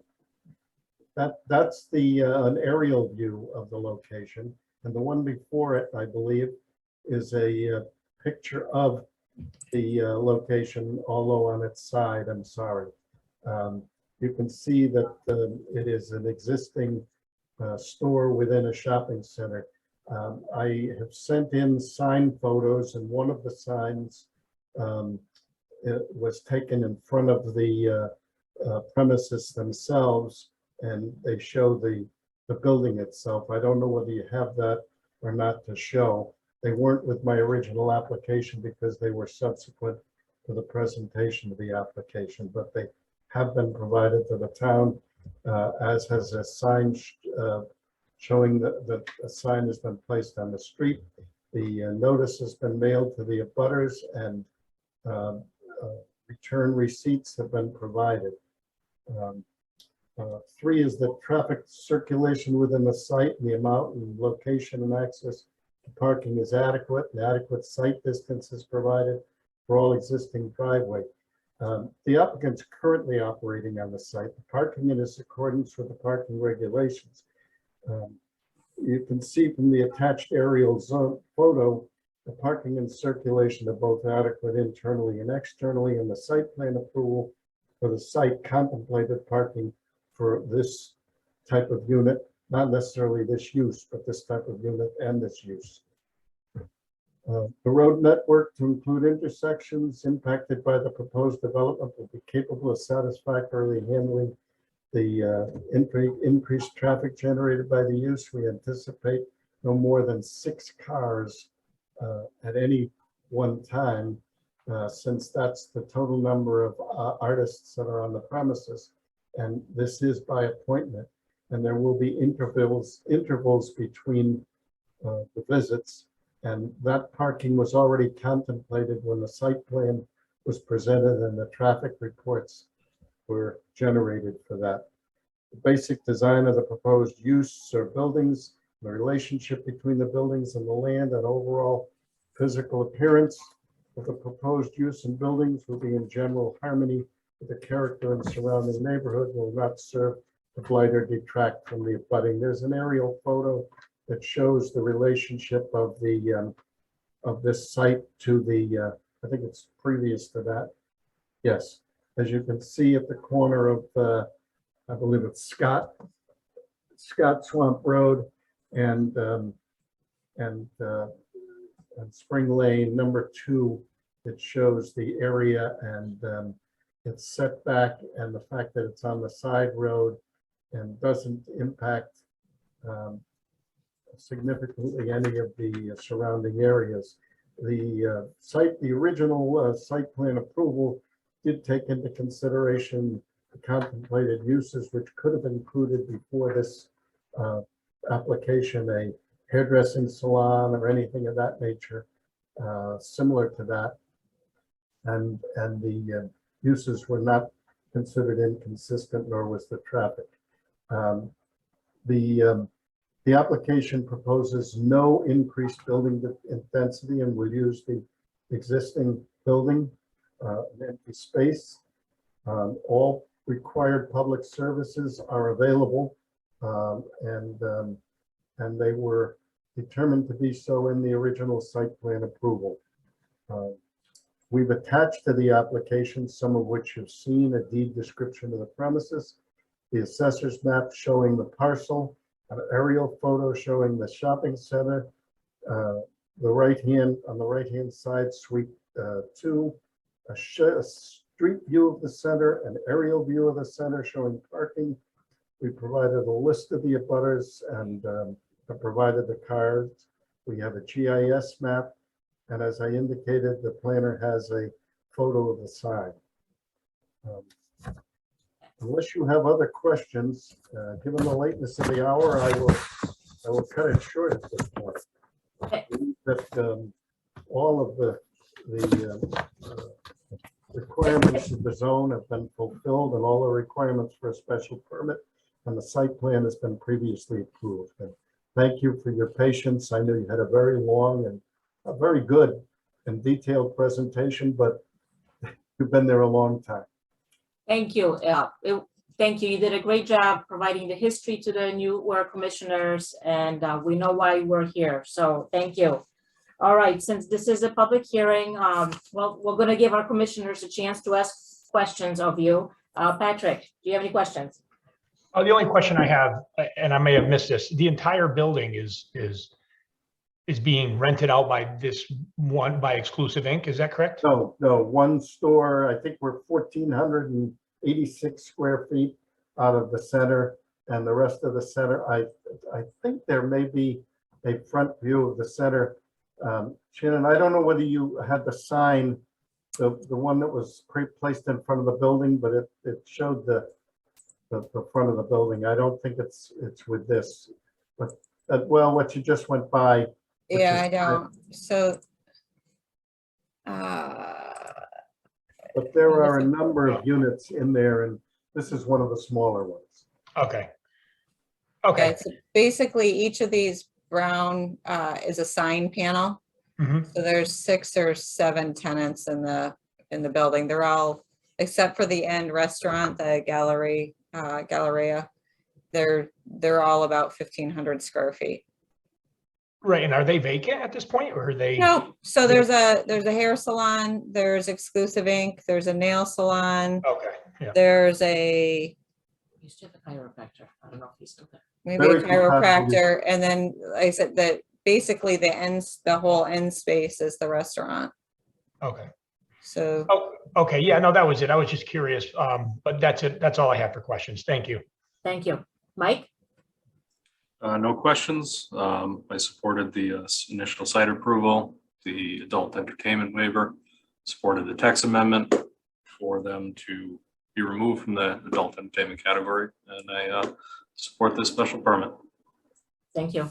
Scott, any questions? No questions, thanks. Sure. How about you, Matt?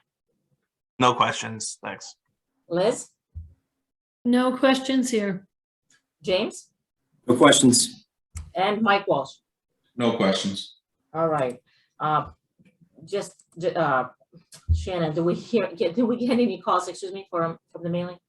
So we have received no written correspondence from anyone, but we do have people that have called in, so we should ask, we can ask. All right, so thank you, commissioners, for the questions. And then right now, yes, we should turn it over to the public to see if there's anyone that wants to speak in favor or in opposition of this application.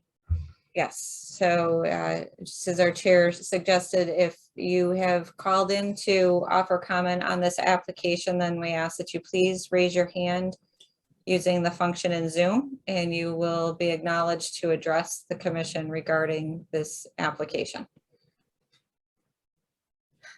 So one more time, if you have called in to comment on this application, please use the raise your hand feature in Zoom, and you'll be acknowledged to address the commission regarding this application.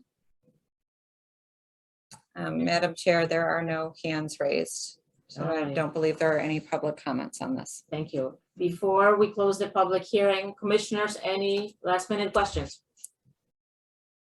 Okay, we hear none. So the public hearing portion is closed. Thank you. Excuse me. So we need a motion and a second before discussing this application. Patrick Carrier, I make a motion to accept the application by Exclusive Inc. for a special permit for tattoo parlor use at 2 Spring Lane in a CR zone. And a second, please. Scott Halstead, I second. All in favor? Aye. Okay, sounds unanimous. So why are you laughing? Is it the way I said it? No, you're Oh, good. okay. Oh, yeah, sorry about that. So alternates are not participating Nope. in the vote. Okay, Nope, you're good. we're good? All right. Yep. So discussion on this application. No, We you already just voted. did. Oh, we You just- just voted. But just stop. It's okay. 10:50. It's almost 11, but you voted. I'm calling an Uber to get home. Like, clearly Too get out. tired. Right. Jesus, Louise. Okay, so we're good. So Mr. Oh my God. Attorney Shipman, you're all set, and I will follow up, Sandy and I will follow up in the next couple of days with you. So Thank you very much for your patience this evening. thank you very much. Oh, gosh, I'm so embarrassed. Okay. I know, no one, I know. All right, even have and then questions, the second public hearing is Town of Farmington Plan and Zoning Commission. It is, it's me. All right. So this is gonna be easy, you're easier-ish. So our sign we were approached, little history, all right. Let me do this. I'm not doing very well either at 11 o'clock at night. This is Shannon Rutherford, the town planner, for the record, for the application for the text amendment to the zoning regulations to add section 7D5 to Article 4 signs permitted in residential zones.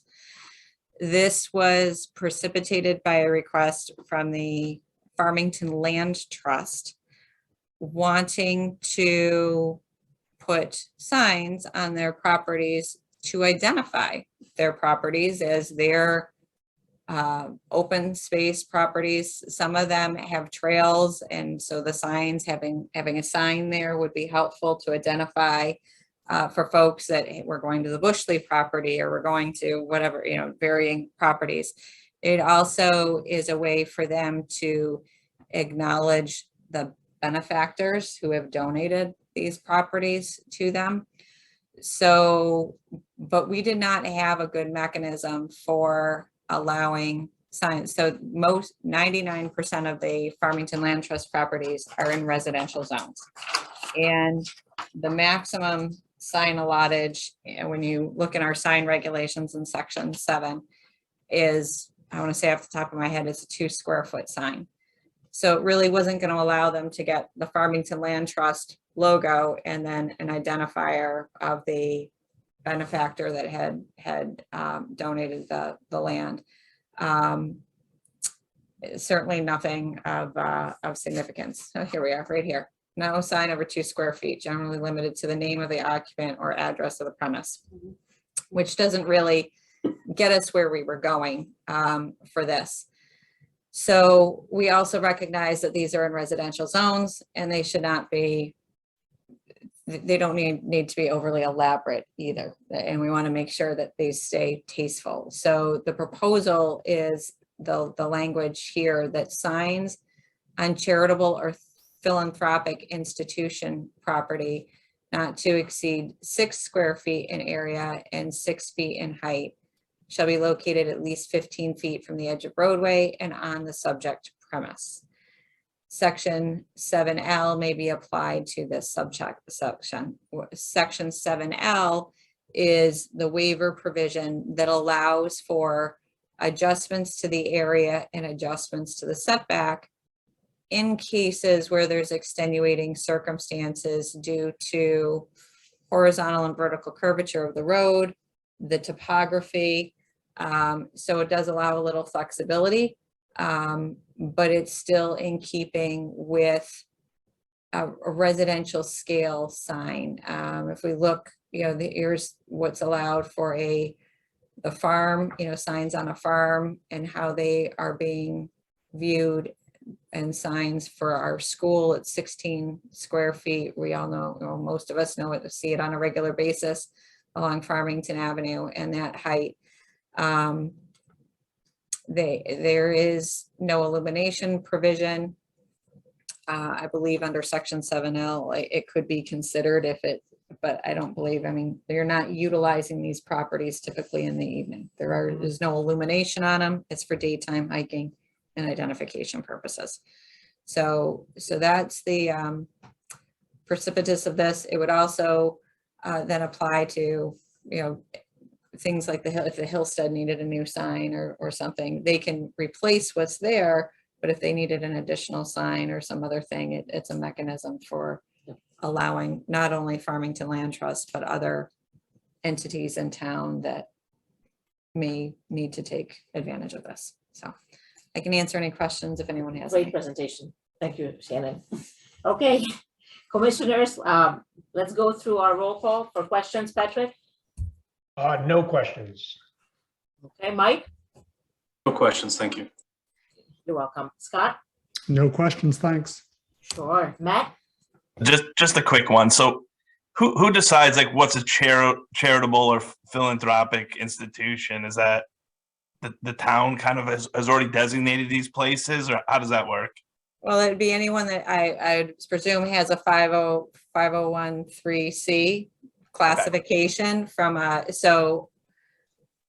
yeah, there's a handful of them that would fall under that category that exists. So again, the Hillstead Museum, the Stanley Whitman House, our Unionville Museum, which is actually on town land anyway, the Farmington Land Trust. So it would have to be like a federally recognized. If they wouldn't be federally recognized as a charitable and philanthropic institution, then they wouldn't for this purpose either. Okay, thank you. I'm good. Thanks, Matt. Liz? Seems like a very logical solution. I have no questions. Thank you. James? No questions here. And Mike? No questions. All right, I do not have any questions. I think this update is good. Okay, so we need, yeah, we do need a vote on this, sorry. So wait, We want to see if there's any. anyone? Oh, online? right, hey. You got my disease. No, I do. I'm like, my jacket is on, excuse me.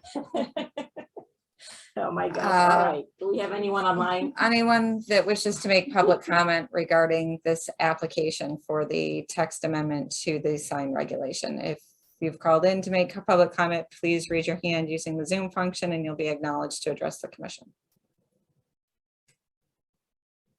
One more time, if anyone's called in to make public comment, please raise your hand using the Zoom function. Okay. All right. Okay, Mr. Stachin, if you'd like to make comment regarding this application, please go ahead and address the commission. Provide your name and address, please. Ned Stachin, 6 Bella Lane. I have a general question. Is there the public hearing over the development on the Farmington River? Is there no public hearing on that item? Because I don't see, I looked at the agenda and I only saw the public hearings for these two, and I was wondering if Correct. Is there going to be a public hearing for that project? It was held in December of 2020, and it was held with the Inland Wetlands Commission. So, Mr. Stachin, do you have a comment regarding the application that's currently before the commission? No, I don't. Okay. Okay, Thank you very much. Thank you. All right, commissioners, before we close this, any comments, any questions, excuse me? We're good, okay, so the public hearing portion is closed and we need a motion and a second, please. Patrick Carrier, I make the motion to accept, or I'm sorry, to approve the application for text amendment by the Town of Farmington Planning and Zoning Commission to the zoning regulations, adding section 7.d.5 to Article 4, signs permitted in residential zones, as presented. With the, do we want to continue the effective date? Yes, with effective date. Yeah, with the effective date of 15 days after it gets recorded. Is that what it was? The notice of the decision. Yeah, notice of decision. Thank you. Second, please. Liz Sanford, I'll second. All in favor? Aye. Aye. Opposed? Oh, okay, good. That was all unanimous, Shannon, thank you. All Okay. right, so we are done with public hearings. Any items from you, Shannon? No, there's no planners report this evening. Okay, thank you. So the last thing is approval of minutes. We need a motion and a second, please. Patrick Carey, I make a motion to approve the minutes of the February 7th, 2021 Town Planning and Zoning Commission meeting. Second, Scott Halstead, I second. all in favor? Aye. Aye. Yay, okay, unanimous, thank you. So thank you so much, everyone, for hanging in there. It's a late one. We're gonna vote next weekend, at the next meeting. If you have any conditions you wanna include with that, application, midpoint, please send to Shannon. And just a reminder, we are not discussing this with each other or anyone else. Right. Yep, right? Yep. Okay, good. So meeting adjourned, 11:02. Thank you, everyone. Okay, good Thank night. you. Bye-bye. Have a good night, everyone. Thank you.